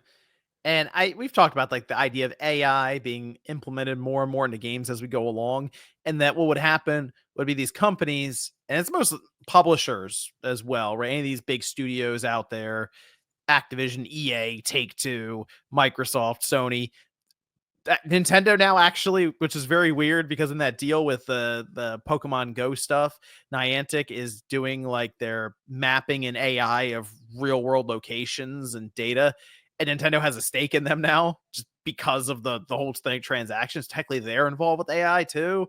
It's something that's ongoing right now in the background, and they're just none of them are saying anything to you. Like they're not making it public. And the only reason recently Activision had to disclose that they used generative AI to make some of the stuff in Warzone is just because Steam required them to disclose it. So basically, these companies are working on this stuff behind the scenes consistently right now. So the fact that Sony had this, again, you said like 1.5 people worked on it. It was kind of like a tech demo thing of like what could be. Here's like just an example. Aloy with as you said, synthesized voice, generic gameplay, stuff like that. It's to me, it's just a very expected thing to see, and I think we're gonna just hear more and more about this. But the idea though of having, first of all, that was a rough demo, right? Like it stopped, and then it told back to you, kind of that robotic, as you said, synthesized It voice. was like a slow. The It response time was slow. it wasn't ready for prime time, sure, but as you mentioned, 1.5 people made it. It was probably like, hey, I'm gonna do this kind of as a side project, and I'm gonna present it to Sony, and they'll see. You know, like we'll show them what's possible. So I don't think this is something that's, as they mentioned, hey, we're not using this right now. This isn't because the quality also didn't look great. So it's not like it made Sony look good to have that out there. But if you ask me right now, 15 years from now, will we have generative AI and AI in general having a much more prominent role in gaming? Yeah, I think so. Yeah. I think it's like Microsoft especially is pushing hard for this. And I think Sony is just going to basically have to follow suit with a lot of the stuff. But you're right, when it comes to the voice actors and even developers at this point could be in question at times. Like if you have AI able to not only code games but also voice them, maybe they can do animations and mocap, like AI in general. It does start to get into the realm of how many humans are actually involved with game creation then when you fire up your latest game. Was it mostly a machine that made that game? Do you lose the human touch for it, the creativity? That's I don't know about that future. That's kind of weird. I do want to add that for the voice acting too, we Mhm. got a recent update from the Screen Actors Guild because that strike is ongoing.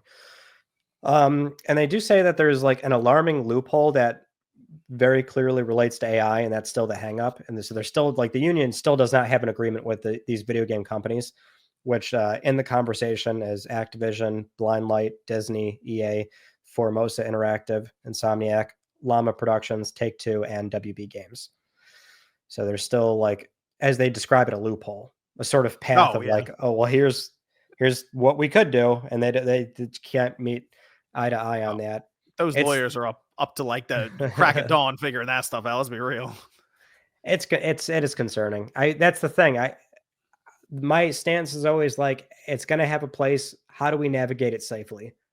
And when we're talking about publicly traded companies and that are in the 100 million to $1 billion valuations, you're telling me they're not going to try and use this as in the most predatory way they possibly can to reduce labor. It's going to be ugly. I hate it, and it's deeply concerning.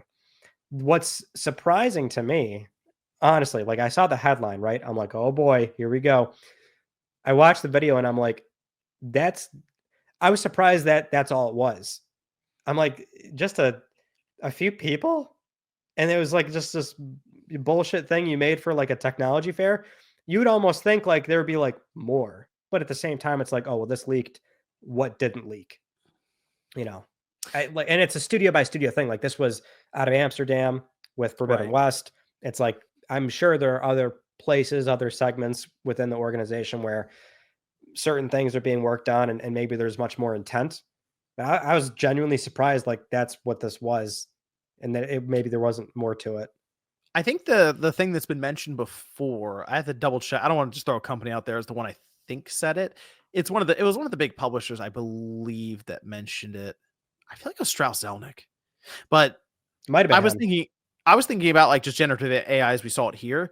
He was saying one of the biggest races behind the scenes currently between a lot of the companies is creating your own internal, almost like ChatGPT AI bot that stays within the company.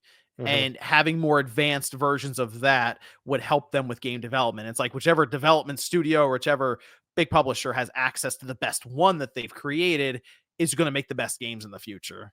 And it's like mm. that's stuff that would be going on behind the scenes right now that people don't know about that's happening.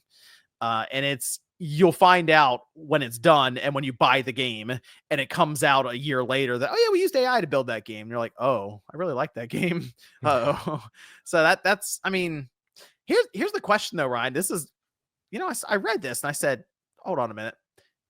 Who do you think sent that video to The Verge? Good It was an question. unlisted YouTube video it was up for a while. Like if you looked at the time thing, I think it was like a while. It was just Yeah. sitting there on YouTube unlisted. Who do you think sent that link? Oh, I don't know who. Do you have an idea? I don't know. I was thinking about it, like the people who were working on that. I wonder if they were thinking, let's kickstart this thing a little bit. Well, let's see what the public reception is. Oh, like on paper. How many people really had access to that unlisted link? I don't know, John. I do not know. I Although don't know. it's not That seemed a little weird. it's certainly plausible that, like, they'd wanna sort of put feelers out there, you would I mean, the think, people behind that maybe. project would get attention on it, you Well, assume, but that's I mean, I think it's also the distinct possibility that, like, maybe somebody was concerned with the company and they wanted to send it out, mm, like a genuine concern. that could have been that too. You're right. Maybe It's somebody possible. knew it was happening. They had the link and they're like, let's get this out. Let's blow the doors open on this. Yeah, maybe. That video came down quick though, didn't it? I don't even know because, like, right when I, like, watched it, I didn't even watch it. I downloaded it. Oh, I did watch That's it and I left it open in a tab and someone said it was down, clicked refresh, it was dangerous, gone. dangerous. It I was gone. before I watched it, I pulled it. I'm like, "This ain't living." I I just had it up. I just had it playing up there and I went, "Oh, it's down." I clicked it, refreshed, it was gone. It's like, Yeah. "Whoa, okay, yeah." That was quick. Yeah, yeah, yeah. Hmm. The thing, like, here's the weird thing is, like, it'll have a place. How will we do it safely? We probably won't. I will say, like, the use case they had in this was, like, at least a viable accessibility option. Maybe Mhm. for, like, a blind person, if you're playing the game and you could what's in front of me? What can I, it's that's the I hate sort of being that advocate, but, like, at the same time, like, it has a place. It can be used and it could be an extension of the experience. I would say that was, like, a decent example as far as, like, maybe accessibility goes. But the problem becomes if that's Ashley Birch's voice, what kind of agreement is in place there where she allows her voice to be synthesized like that? Because she can't record those lines, you know? Like, what does that agreement look like? Like, That's true. they got to come to, like, I hope SAG figures this out at some point. There is an interim agreement. Like, there's, like, an agreement in place right now that companies can accept, and that protects them. But it's like a very much an interim thing. It's not the long term thing they're trying to lock in for the next, I don't know what it is, 10 something years or whatever the case is. But I sincerely hope they figure something out where it's like every loophole is locked in. And that's only for a portion of it, which is the actual talent that does the mocap and voice. And we're not talking about people that are like programming Right. or every other facet of game development. Obviously, there's so many verticals, but QA is a big one. QA, you don't think QA is going to take a big hit? Oh, QA will become mostly machine, I assume, with maybe It's it'll be like when you go to, like, Walmart and they figured out that they can do 8 self-checkouts for 1 human person that has to watch them. That's what's gonna happen to QA. It's gonna be like there'll yeah. be 8 or 10 bots to 1 person, and that'll be it, and it'll just review all the work that they do. That's at least that's what I would assume. Maybe they'll go 1 person covers 100 bots or something, but that's going to be the big streamline thing there. I will say one thing that actually made sense that someone brought up is if you're away from a game for like a year and you come back and you turn on, you're like, what was I doing? And then if you just ask the Aloy in that case, what were we doing here the last time I played? And then they explain to you that actually, or even tell you how to play the game again. That actually kind of makes sense. That's not a bad like use case for it. Yeah. I think there are use cases.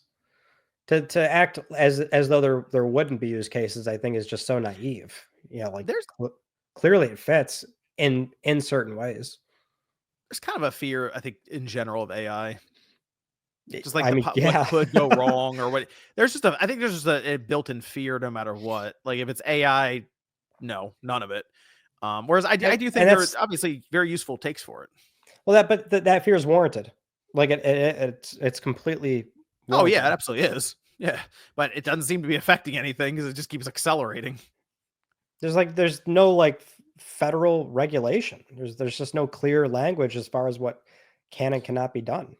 But if there was federal like regulation here, who's not to say that some other country would just accelerate AI development? And then what do you do? Well, federal, like that's what I'm saying, federal on a country, and the thing is, like, it's also an arms race because now we're getting just like global politics of like, well, if so and so country is regulating it, great, we can lead the arms race.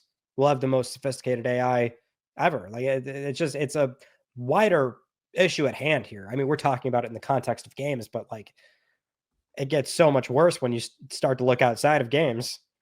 And then it turns on us.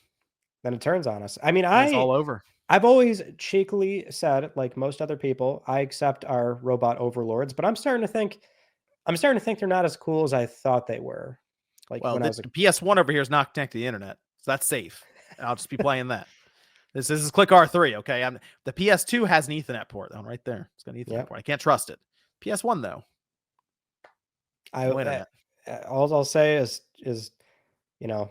hug your PlayStation 3s. Give them an extra little. Oh well, hold on a minute. That's got Wi-Fi. hey. PSN ain't gonna live forever on that thing. Calm down. That thing gets like gets sentient. It gets up on the top shelf and falls on you. It's over. It's like that meme where like it's the gun pointing and the tear of like, oh dude, don't make me kill my PlayStation 3. Please. Do not make me shoot my PlayStation 3. I can't do it. Man. That's how it'll be. You could have the fat PS2 without the network adapter. That's fine. PS3 is my concern. Here's more studio news. This was really cool. Not great studio news, but we did see the discovery of a canceled Japan studio game. This was discovered by some of the folks over at Obscure Gamers, and we've got a canceled Japan studio game that was pitched in 2009 and planned for release in 2010 called Stamp, with the protagonist being named Stampy. And it looks like a very colorful side-scrolling game with an element of looks like environmental like manipulation. So like you use the face buttons and they're color-coded to like mess around with the environment. So you would like hit the the square button to break stuff, the triangle button to bounce, the circle button was to circle was the bouncing button. You break stuff with triangle, you delete stuff with X. Very cutesy little what did you PSP game. Delete you would stuff with what? Oh geez, goddamn Christ, John. Moving it's on. Cross. You say you're Xing stuff out. You're crossing stuff out. Thank you. I am so over this. I'm so over it. The point is, what do you think of this game? Because they I don't know if you like thumb through it. We had like a full blown internal like pitch presentation that was dumped I'm looking at it right now. Yeah, archive. Yeah, Internet Archive, and then also the trailer as well. Looks like a cute game. So in the if you're thumbing through the documentation right now, you can go towards the end and you can see a breakdown of return on investment for this game, and it's got like a breakdown of like here's how many copies we have to sell if we don't do any marketing. Here's if we do a little bit of marketing, and then as the budget spend gets higher, it's like this is how many copies we have to sell. As much as I always love looking at canceled projects and seeing this stuff archived, and it's always fascinating stuff. This was supposed to be a PSP game in 2010. I don't think it's selling any of those copies in 2010. Yeah, Like they those were calling it looks like up to 3.5 million for the high end here. well, that for like a marketing spend, right? Because for the if they Yeah. spent 3.5 million to market it, they would have to Yep. sell like 250,000 copies of the game or something like that. And it's like, what PSP game was selling 250,000 copies in 2010? That was like an all-time low for like PSP software sales at that point. Yeah, that was the big weakness of the PSP is just the software wasn't great for that platform in terms of sales. I was gonna say it's got good games. They just Yeah, didn't no, but sell that like well. in Yeah. terms of attach rate or sales, because we all know what happened with the It was PSP. yeah, it was piracy. Yeah, I think it was blown wide open. Sucks. Stamp looks fun, but I It can see I can looks like such a Japan Studios game. exactly. It looks like a quintessential Japan studio game. And You know, and as I'm watching it, I'm like, this is the kind of game they put out. It loses money, and that's why the studio's no longer here. yeah, you know what? It a little bit of Patapon here, a little bit like just kind of the way it looks. It's so bright and colorful, and kind of Yeah, happy. Although yeah, that guy looks angry. to describe it to viewers, by the way, for anybody that hasn't seen it, it's like a little ladybug as a head, but it's like on a person that can walk around. That's what Stamp looks like. Yeah, I'm not sure if I can put this on screen or if Sony's. I don't know. Are they copyright? Are they copyright striking this thing? I put it on LTPS, so Nothing there's that. happened. Nothing happened. Stamp. Oh, it's like an alt. It's like in some weird widescreen looking thing too. Let me see if I can put this up here. I mean, it was a PSP game. Should be widescreen. That's fair. That's fair. Let's see. Yes, I think. Hold on. Only a trailer and a presentation too. There's no playable build. There we go. No, There we go. Got it. no ISO Okay, you can so we download. will I'll put this up on screen now so people can see it. All the audio listeners are having a great time right now. That's why I was trying to describe it to them. There it is. Yeah, there's Stamp. There's Look the at that. presentation. You use triangle to destroy, square to create, Oh, create. Yeah, yeah. Yep. circle to bounce, cross to delete. It's all there. Please see the movie. Yeah, I like the aesthetic. It is. It's so they have multiplayer mode. It is Japan Studio It is, through man. and through. What a fun aesthetic that would have been for the PSP. Single Man. player and ad hoc. Gotta So have much multiplayer. work going into this too, by the way, and it didn't happen. Man, what a shame. That's how it goes. Translation. Yeah, look at that. Yeah. Yeah, There's a bunch of like number stuff. the schedule go. stuff. Yeah. Oh, look at that. There's game just content. Look at just flew through it. that. Well, I mean, we can look at it if you want. I didn't know if people were. Okay, there you go. Business case. Product Yeah. units required for break even. Okay, yeah. Global marketing spend $5 million to market it. And then at different price points, if they price it at 31, what is it? Yeah, USD. If they price it at $31 USD, they'd have to sell 287,000 copies of this game. Ain't no way they're selling that many copies of this. No. Just not happening. Jeez, and that's like I mean, you can go up to different amounts here too. Right. Yeah. Well, lower amounts. 50% return on investment. Yeah. So I mean, as you can see the amount of work they did here for the pitch just to try to show. And you're right. They probably were like that it's not selling that much, guys. Let's pack this up. let's back it up. That Let's is go a home. shame though. It look at that. They have Pikachu in there. Yeah, unit sales of other kawaii taste games. I like how this is a use case where Stamp is going to sell as well as Heart Gold, Soul Silver, Little Big Planet, or Parappa the Rapper. In contrast to the above titles, our game will establish a new market by featuring quality action gameplay. Dude, Stamp never had a shot. Stampy. That's his name. Oh, there it is. Move player. Yeah, look at that. Yeah, it's a video game. Ah. What a shame. Wow, the world of Stamp. They really went all in on this. It's 55 pages. Oh, it's a pitch, John. You gotta get these things all sorted. Well, there you go. That's Stamp. I want to move on to our next story here, John. We've got some pretty big PlayStation hardware and generation news going on. Digital Foundry was speaking with Mark Cerny, the PS5 system architect, and he was also talking about AMD and their collaboration, Project Amethyst. So he did confirm that the neural network and training recipe in FSR4's upscaler, which that also recently dropped, that is the first result of that collaboration. So that was the sort of what Sony did for AMD in that case. And Mark also says, and I quote, "Our focus for 2025 is working with developers to integrate PSSR into their titles. In parallel, though, we have already started to implement the new neural network on PS5 Pro. Our target is to have something very similar to FSR4's upscaler available on PS5 Pro for 2026 titles as the next evolution of PSSR. It should take the same inputs and produce essentially the same outputs. And then doing that implementation is rather ambitious and time consuming, which is why we haven't already seen this new upscaler on PS5 Pro." And Mark also talked a little bit more about their short-term and long-term approach for this collaboration. But broadly speaking, without him outright saying it, he's just, laying it out there that it's a rising tides lifts all boats collaboration. So it's not just for them. It's not just for AMD. It's for a range of devices, but they're kind of in it for the long haul, which very clearly sort of bleeds into PlayStation 6. But FSR4 has had some pretty good results. I don't know if you've seen DF's recent coverage of some of the titles they looked at, and they used PS Studio games. So you've got Ratchet and Forbidden West on there. And it's crazy. FSR4 is like really cleaned up because 3 is kind of not a great option. I mean, this is the closest I feel like AMD's been to DLSS like ever. Right. It's right there. Yeah. It's so close. And some people were kind of confused by this, I guess online.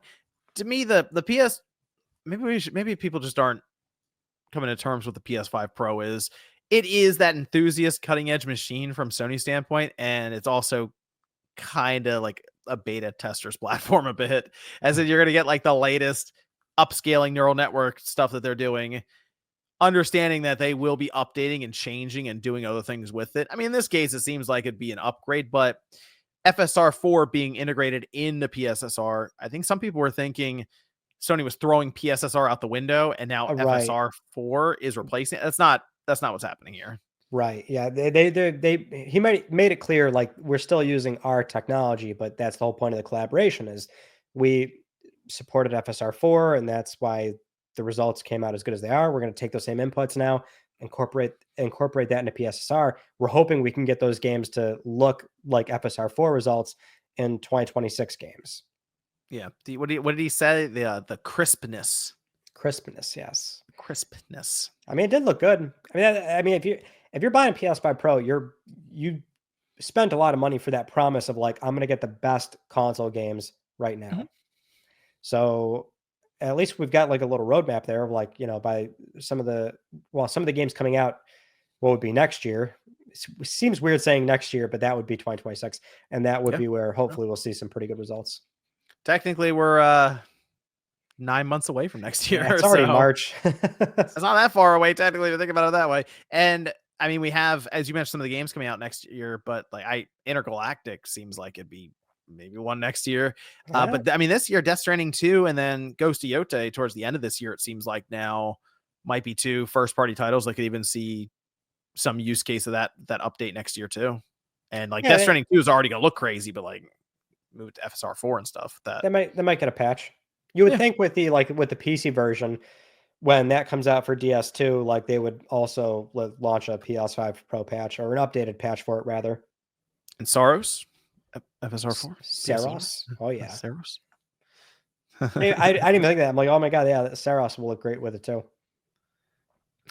We have some updated Xbox news, which happens now in the PlayStation landscape. I did want to update on the sort of Xbox hardware stuff and where that fits with PlayStation, because we're hearing from Jez Corden at Windows Central, and then also corroborated by Tom Warren at The Verge, that the next Xbox is like basically a PC, is how he described it. Also, an Xbox handheld is this year, but that's like going to be manufactured by Asus.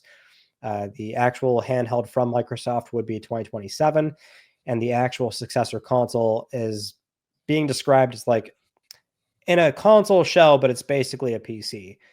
And I mean, this seems a bit weird as far as like where Sony would be, because they're still very much in the more traditional console space, where they'll, I mean, these things are always boiled down to like, oh, they're PCs nowadays. But Sony and Microsoft with this generation, even the prior ones, still went out of their way to sort of cherry pick GPU features out of the AMD roadmap, and there's still a bespoke nature to it in a way. Like Sony spending a lot of time on the Tempest 3D audio tech, for example.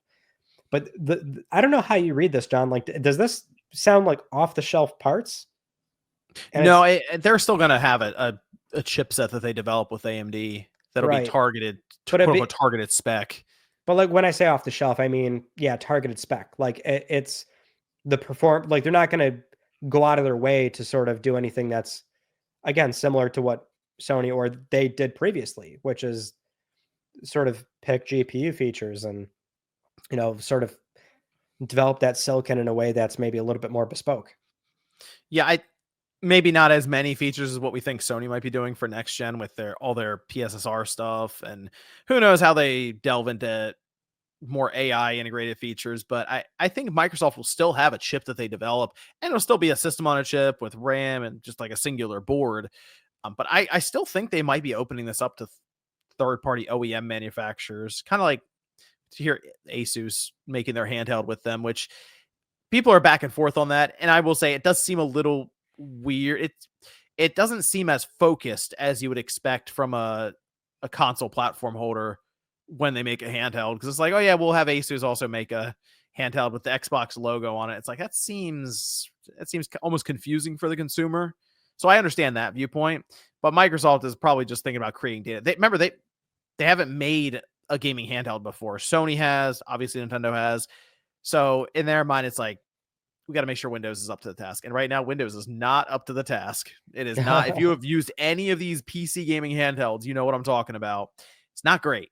So I think right now it's more interesting for Sony, this PC in a box, console box, because to me, that means Steam's on the thing. Yeah, well, that's the weird thing, is that this idea of like a single OS that is really bleeding between Xbox and PC, and it's like, my God, if there really is an option to like straight up install Steam on maybe not a super traditional console, but traditional enough to where it looks like it's, you know, it's at retail, you go buy it, it's still plug and play, and but you can sort of boundary break out of it in a very normal way where you install third party applications on it. That'd be kind of nutty. Wouldn't it be weird if Steam just came loaded on it from the jump? That'd be even crazier. That would be weird, wouldn't it? It's Well, such a weird thing to think about. How would Sony care or not care, or like what is? You'd think they I don't wouldn't be know. they wouldn't be complacent, but they've got to feel good knowing like we basically won. But Yeah, but I also don't. That would be kind of strange though, wouldn't it? If someone could buy an Xbox and play whatever PlayStation games are on Steam, and that means all their live service games go to Steam day one as well. So anything that happens there, I mean, they kind of dodged a bit of a bullet then if they had Last of Us Online coming out maybe down the pipeline, even if it got delayed, and then oh yeah, it's also on Xbox. It's like that's weird.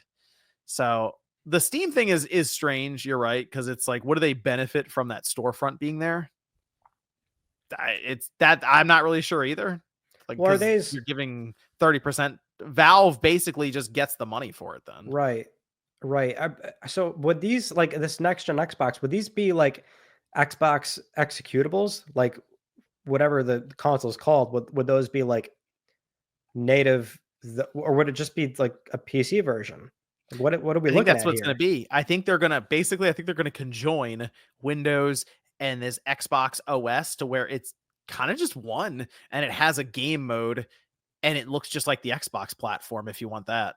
So I think that's what's going to happen, and it's just seen as a PC. That's what I mean. Like it's not. There's no Yeah. more sort of Xbox Mm-mm. executables per se. Right. It's just all conjoined. So, and that's the thing. I don't think Valve would be like, oh yeah, we'll block these systems if for Sony. I don't think Valve's interested in blocking computers from their platform. Yeah, I don't even think that's like a thing they could do. Like No. discriminate devices. Yeah. Like So if that's it. Yeah. If Steam can go somewhere, like Steam yeah, like install your library, son. Go ahead. I don't. It seems weird because I don't think that's a Microsoft strategy to spite Sony. But at the same time, they're like, well, I mean, hey, you want to play Right. your Sony games? Here it is. It's just a consequence of it. It's not like this was the whole roundabout idea of like, well, we'll get them, and this is how we get them. Well, okay, if they really wanted to be spiteful, and I'm sure they looked at it, the real spite move would be Microsoft buying Valve. Obviously, that'd be a spite move. Could it Valve happen? wanted it. Sure, it absolutely could. At someday, it's possible. Who knows? And Gabe moves on, and by move, I mean retire or something, leaves. Who knows? It seems like as long as Gabe Newell's there, Valve's just staying where it is. But you never know when new ownership takes over. And yeah, they want to stay private, but it is. I wonder what would happen when Gabe leaves. That's what I'm curious about. So eventually, you feel like he would just want to retire and move on from it. But who knows? I mean, he's still there now, and it seems like they're just Valve's such an interesting company because right, they're private. They basically have won over PC without having to do much. I mean, they made a good platform, but like Amazon comes in, does all kinds of spending to try to knock them off. And there was that whole post that was made by one of the like Amazon gaming heads, and they were like, no matter what we did, we could not get people off Steam. And so if you're Valve, you're a private company, not many employees, and you can just do whatever you want. Like they made the Steam Deck kind of as like they just felt like it. Hey, let's make a handheld. Let's see what happens. Yeah. So I mean, they're making a $1,000 plus VR headset right now, and a Deckard or so. It's coming out later this year. That's the word. And it's like, why? Because we want to, and we make a stupid amount of money. What do we want from us? That's basically it. It's very rare to have companies like that nowadays. Like they're not beholden to shareholders or anything. I'd rather them stay private, just because they just do weird stuff, and it's like, yeah, and they're not affected by any of the outside noise for their platform. And I honestly think if they got bought, Steam would just get worse. So they should just stay private. But you're right. Who knows? Somebody comes in, they see dollar signs because billions of dollars are waved in their face, and they're like, all right, selling it, I'm out. Yeah. First guy that starts leading Valve after Gabe leaves. He might fold. I hope not. It's possible. They should stay private. I guess we'll also mention this big surprise here. There was a PlayStation logo that showed up on a creation page for Starfield. There you go. If you're wondering, Starfield's coming over. Like, come on. Yeah. The weird thing is that like so many things have happened and not Starfield at this point, but it's like, oh, there it is, finally. And it's gonna be weird. I think Microsoft will just randomly announce that one day on Twitter. Well, the Bethesda accounts would, right? Yeah, but basically, they would just make the announcement. Like, I think that might actually happen, as weird as it sounds, with Oblivion remake as well. They might just randomly show up and be like, "Hey, it's out now," and like that's it. And PS5 is the yeah. Mm-hmm. I think that's going to PS5 day one immediately.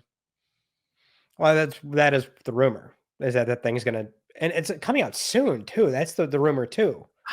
Is that shaky? I don't know. The rumor, Nate is pretty confident it's coming out soon. Like it's getting announced soon, clearly the next few weeks. Because that's crazy if it's announced and you can play it. Like VGC came in and said our sources say it might be coming out as soon as next month, and that's the thing fast. That's weird though. But think about, I know with Oblivion, because it's storied, right? It's like it's Oblivion and it's getting a full remake, and this is awesome. But I ran a poll, and I also talked to some people who are like really into Xbox. Sure, they haven't played Oblivion. As weird as that sounds, right? Like half of the people I polled had not played Oblivion. Yeah, but I don't have Oblivion sales on hand, but don't you think it's kind of one of those things where it's like Skyrim is just like in the stratosphere? It's Skyrim. It's just play, yeah, right? Like it's far and above Oblivion, I would have to guess. Well, I feel like Elder Scrolls Oblivion still sold well enough, right? I don't want to say it sold like bad. Almost 10 million copies or something last I saw. Here, okay, this says 9.5 million was from a market research firm that estimated it. For Oblivion? Yeah, but okay. So the thing is that also came out a long time ago, 19 years ago. Right, so that's a lot, but when you say, and okay, here's the thing: 19 years ago, that's a full blown generation coming in But I that mean, hasn't played that's what I Oblivion. mean.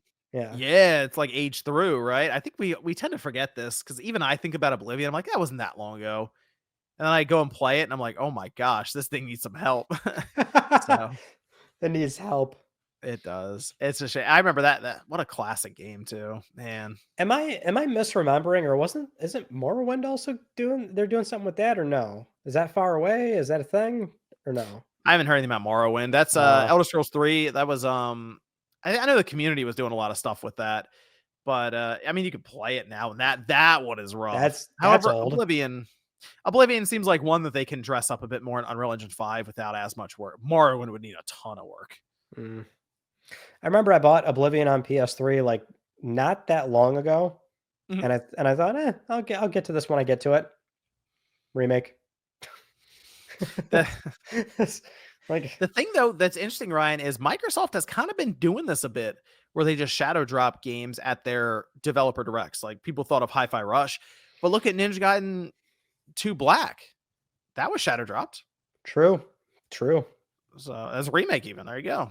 Another remake coming up. So you don't think this drop's coming soon then for Oblivion? You seemed unsure about that. I don't know. I'm in the middle right now. To me, it makes more sense to put it out in June because they're going to drop it in April. Let's just think about that for a second.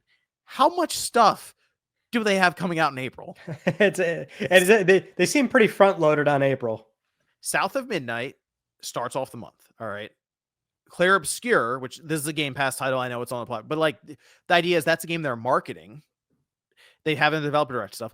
Before that, there's a chance that Indiana Jones might be coming out on PS5 a month from now, halfway through April. And then to close out that month, they're dropping Forza Horizon 5 on the PS5. So are we really putting Oblivion in there? And we're just doing 5 releases in 1 month? Doesn't that just happen though when you are playing catch up on a system you're now releasing on, and also you own 30 plus studios?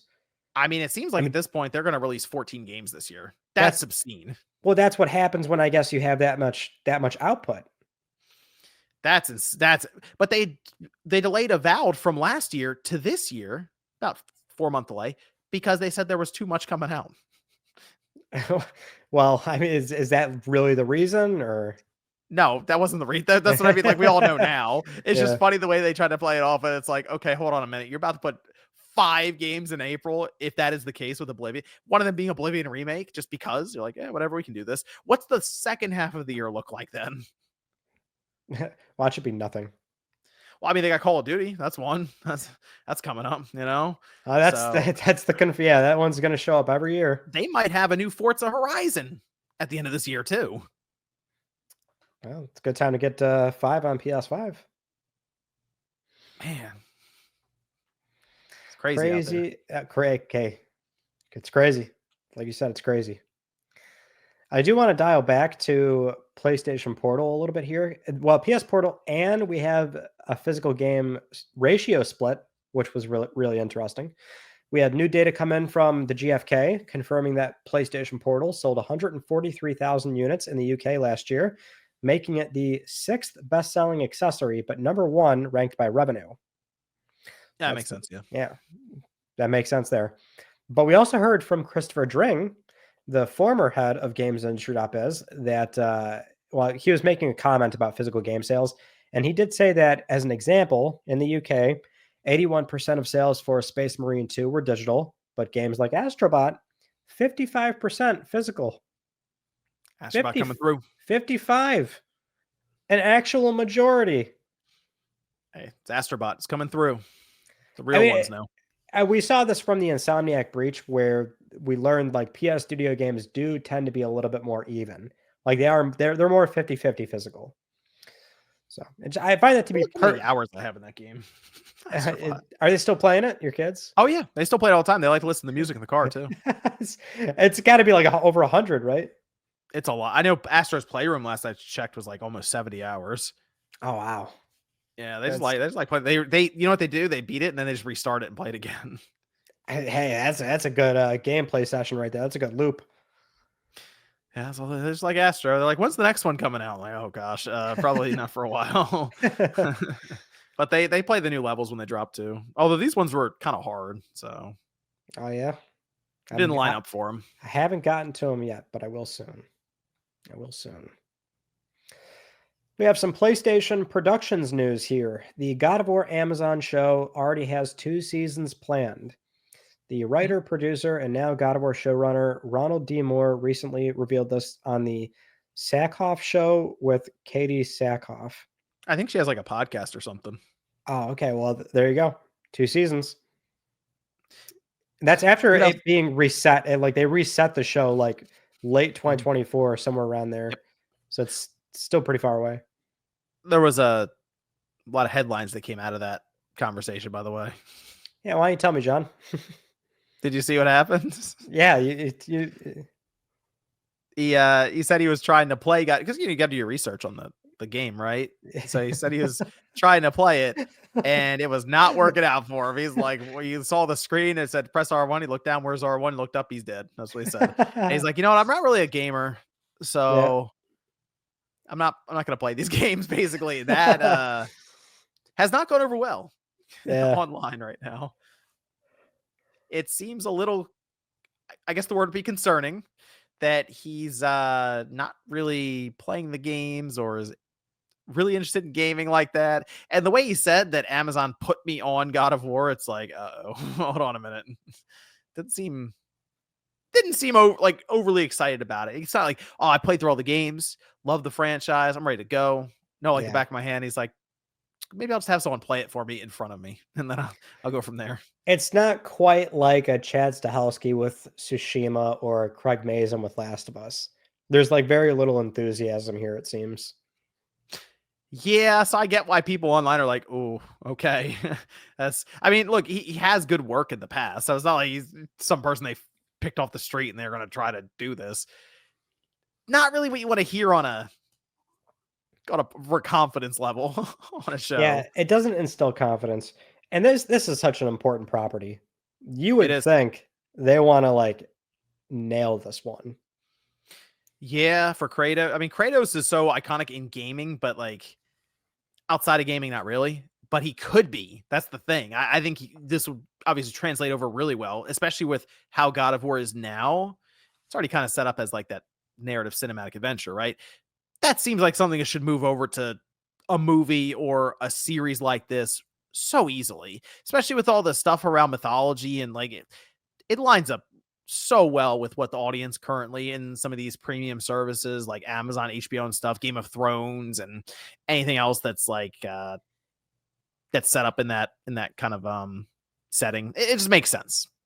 So hopefully they get it right, but that was not a good 5 minutes on that show for the crowd. I how is this not a movie? So you would like to see it as a movie? I think this is the most slam dunk, like, and I'm talking $200 million like budget and then another 200 million into marketing. And I think it's actually kind of a slam dunk. Dude, God of War is like to a point where like Kratos is becoming a cultural icon. He can bleed out of games, I think, super easy if it's done correctly. Like Yeah. productions has been pretty good lately with like just scouting the right talent and putting these things. What's their like big miss here? Maybe critically, it was like the Uncharted movie, but like even that movie made money. It did. It did. I guess they're a series. They'll be able to tell a more in-depth story and they'll be able to take their time with some of the slower moments that happen in God of War. Because I feel like if it was a movie and they got to get it all into say 2 or even 2.5 hours, it could feel a little rushed. It depends on how much they want to tell though in that movie. That's true. That's true. They could have several movies, and the only reason I would like to see it as a movie instead is because with the budget and the screen time, they would have some really cool effects and I think some incredible looking scenes, right? That's why I want a movie. I Yeah. think the franchise sort of commands that kind of like veracity to it with these larger than life battles. You start as young Kratos? Well, it seems pretty clear like they'd probably do Norse. But I think it would be better to do Greek. Yeah. You know, do his full origin story, like in plain view. Kick that thing off in a very ugly way. 5 minutes. I want to see him kill his wife and kid. Come on, let's do it. Clip that on Twitter. Don't. That would be, it'd be a lot of action, very brutal, obviously. But if you do I guess you say the Norse mythology where he's older, it'd probably adapt better to the Oscar crowd, I guess. I mean, that and like the issue is there is some actual storytelling to be like had that's maybe a bit more, as you say, like it resonates with an audience a little bit better. Yeah, Norse is where they really started doing things with the character, and to be honest, obviously. And you could go back technically prequel style and have him just wiping people out, gods out for 2 hours, and you're good. Or technically, you could show it in flashbacks. I guess that would not be satisfying at all, though. Yeah, that's true. Remotely. Well, with that in mind, that's all I've got for you. Unless you want to jump right into some PSX. I also have some Patreon questions as well. Very good, very good. You don't always have them, so I don't want to assume. You know, I never want to assume. Well, I had 3 of them over there on the mailbag that I post up, and this was actually from last time, and I forgot to read them, so now we're gonna read them. They'll be timely. Yeah, there'll be a new mailbag for the next episode. I'll post that up, probably like a couple days before. I don't want to post it up like a week before because then we get like stuff from the week prior. I try to post up closer when we record, so we get more current event stuff hitting at the top. But I'll be a little more timely and give it like 3 days or something. So I'll post up on like Friday or Saturday. Let's see. This is from Christian Hernandez. Shout out to Christian. Says, now that we have been hearing of Sony's many live service game cancellations and studios having need to greenlight new projects, if you could decide a Sony Studios next game, what would it be?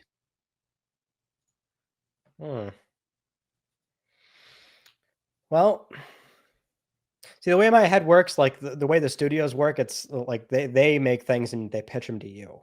You don't necessarily assign them, usually. But I guess I'll stick with what I said earlier. Like I feel very strongly that we could do a new Resistance. We could do it. It's a sci-fi first-person shooter. I think it's got a great alternate history timeline.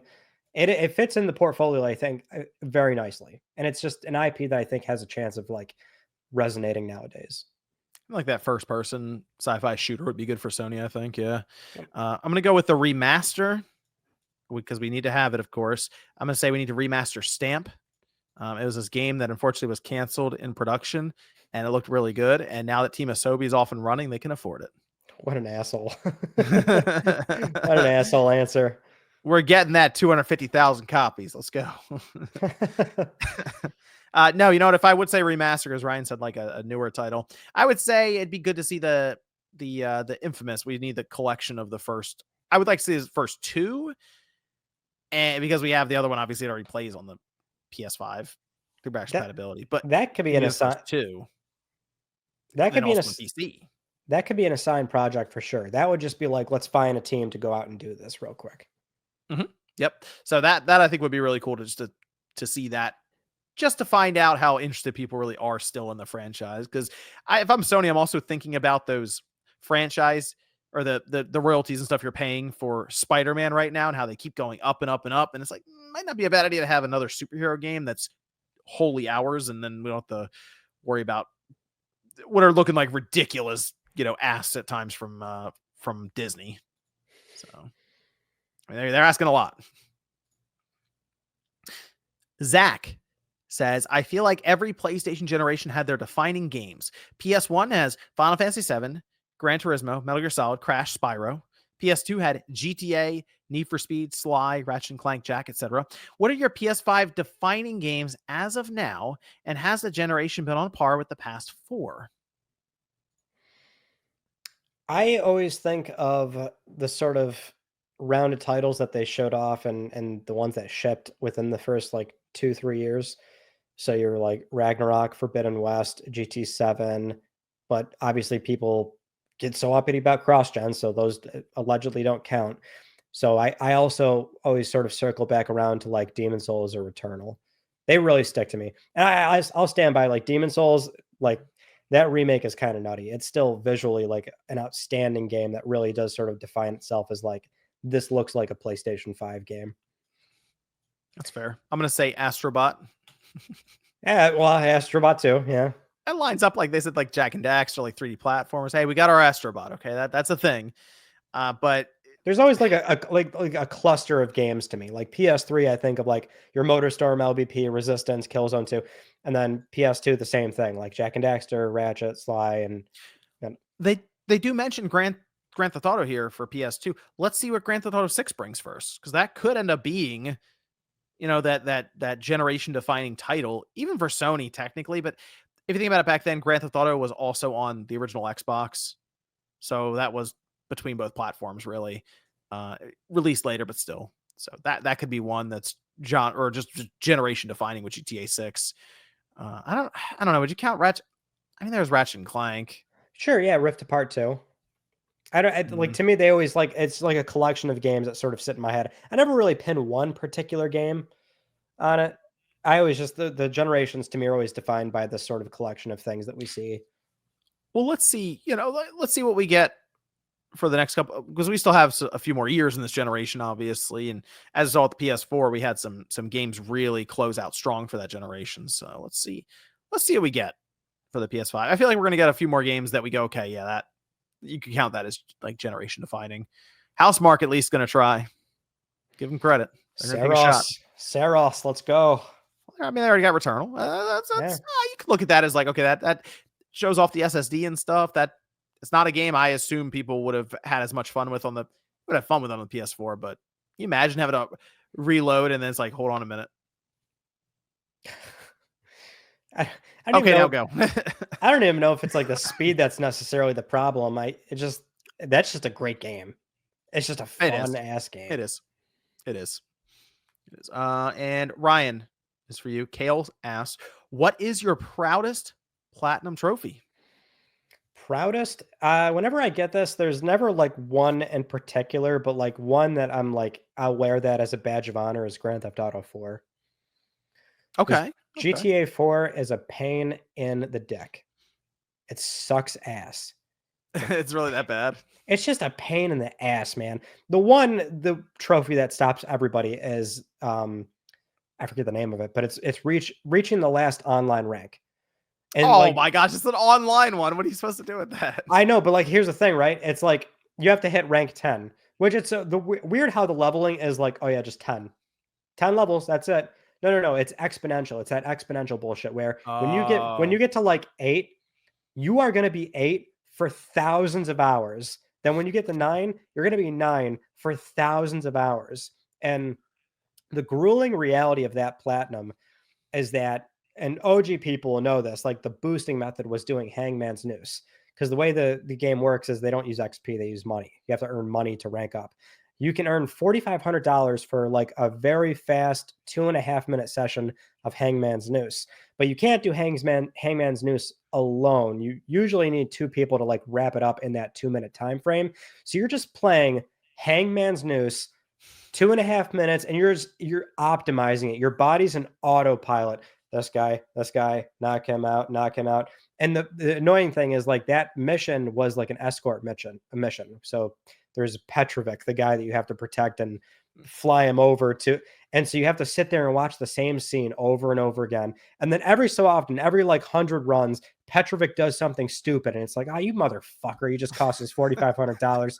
And so you do that, right, for such an obscene amount of time. And that's just one part of it. That's just to earn the money. There's other bronze trophies here and there to like, I forget the other fucking modes, but there's that one where it's like this 7-minute long bullshit where you have to reach it in a certain time frame. And that's very team based. Like you need 4 really good players to knock that thing down. There's the single player too, Key to the City, beat the single player campaign under 30 hours. That's usually fine. But then there's shooting all the pigeons. And dude, that game, I look back at it and I'm like, you know what? I'm glad I have it. What was I thinking?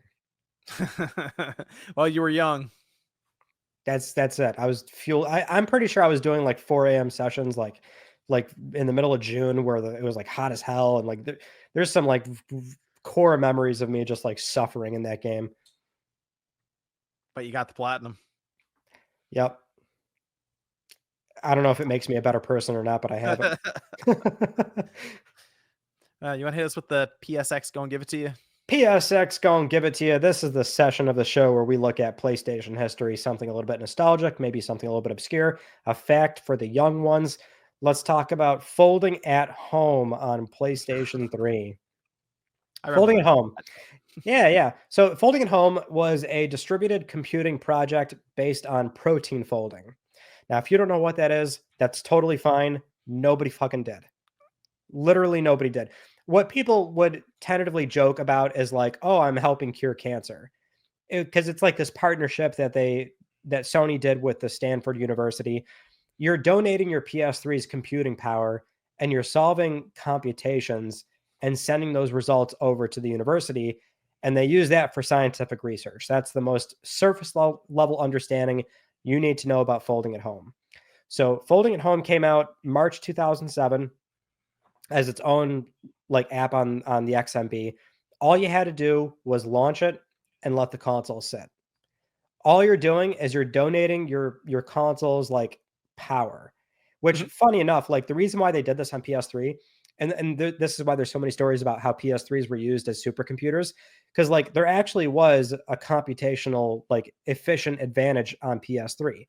In fact, I do have an interesting fact here where apparently like the cell processor in some calculations was up to 20 times more advantageous versus like comparable PCs of its era, because the cell could just do that. It was just like a really like efficient CPU. So people would just like let their PS3 sit, and you would Mhm. like the way that folding at home would work is like you'd let the console sit. It had this animation that would play out on screen where it looks like a bunch of floating atoms. Okay, yeah, look, yeah. I was gonna say I always looked at it thinking like DNA strands at times. That's just what it Yeah. reminded me immediately when I saw it. All they do is they sit there and you've just got some basic info about the unit that you're working on, and it had a little progress bar. And when it would fill up, you completed your unit and you send it over. You just let the console sit. You're donating your energy and your console. And another little factoid here, it's by the end of the service, which ended in 2012, more than 15 million people were using it and contributing over 100 million hours of computing. Wow. Yeah. I don't remember anyone really talking about it back then. It was just kind of like an app that was there, I and remember it very well. I launched it a few times. I wasn't someone who was like leaving it on overnight or anything like that. I remember launching it a couple times and being like, okay, I'm gonna go play something else now. Like that's kind of it, right? It was. I did leave it on one time. I remember when I left and I came back and the PS3 was kind of loud. Like it was, you could hear it like working. Yeah. But it was. I mean, it was an interesting idea. I guess. I think it would. You know, it would have worked, Ryan. Oh boy. Trophy support. For yeah, complete one unit, complete 10 Hey, units, complete. Here's the unironically, I so would have done that. yeah, I know. Yes, So would have done that. So would have. But here's the thing. Like I've got stories about this. Like I remember like for like PS3 players back then, like people would have clans and stuff. That was a thing with like your Call of Duty and Rainbow Six. There'd be clans. And what people would do is like, oh yeah, if you join our clan, like we've got a folding at home team too. You can join teams on folding at home and be a part of that group. And so that group would have units attached to their group that you would send in. And so like I always remember like PS3 clans back then, like every group like also had folding at home teams. So you could like join those. And it was like a thing. Like I knew a lot of people that like loved doing that, and they would have like hundreds of units under their belt. They're like, "Oh yeah, I've done 120 of them. Oh, I've done 300." Like people I knew people that did them. that's Uh, interesting. which also there was a so like a year later, what they did was they moved folding at home into life with PlayStation. And that's that app where like most people probably remember that. It replaced the folding at home icon. That's where when you launch it, it's like a big globe, a 3D globe that you can move Mhm. around. It was just Yep. like you could just like see weather and like headlines, like global news stories. But you could that's where they then stuck folding at home for like the majority of its life. You could use it from life with PlayStation. And that's folding at home. It was a really interesting thing. Is uh is anything going on with that anymore? I mean, you said it Yeah. shut down in 2012. Well, for PlayStation, folding at home Yeah. is very much still a thing. I'll say, are people still like running that on like certain processors or GPU? I mean, GPU seems to be the big thing now. Use GPUs to process stuff. Yeah, I mean, I wouldn't really know outside of like, I imagine the reason why it closed is because like at that point, like home PCs sort of caught up with what PS3s were doing as far as like efficiency goes. That's like the big caveat there, obviously, because it is a console, but it was just very efficient. But just the way that the sort of the computer market went, I think it just didn't really make sense. And obviously, this was also before PS4 came out, and Sony wasn't going to be doing this on PS4, and they stopped a bunch of things on PS3 basically. Seems like an interesting, I don't know, a little unique thing for the PS3 to always have. It is. It sucks that like it is down. Like you can't do it anymore. You can't, you can't launch it or look at it anymore. It was definitely a very weird thing, especially because like this is like the vast majority of people buying PS3s are just people looking to play video games. Ain't nobody knew what this thing was doing. No, they probably saw it, launched it, and were like, okay, now what? That's what I'm saying. Like the sort of surface level fun thing as like a PS3 player back then was like, we're helping cure cancer. Because like that's what you were told to like, that's what you're doing. You're solving these calculations and sending them to Stanford, and they try to use that to cure cancer. And we failed. Interesting time though for gaming. Yeah. That those weird and quirky things seems so few and far between nowadays. You don't see stuff like this anymore. Not on consoles. No.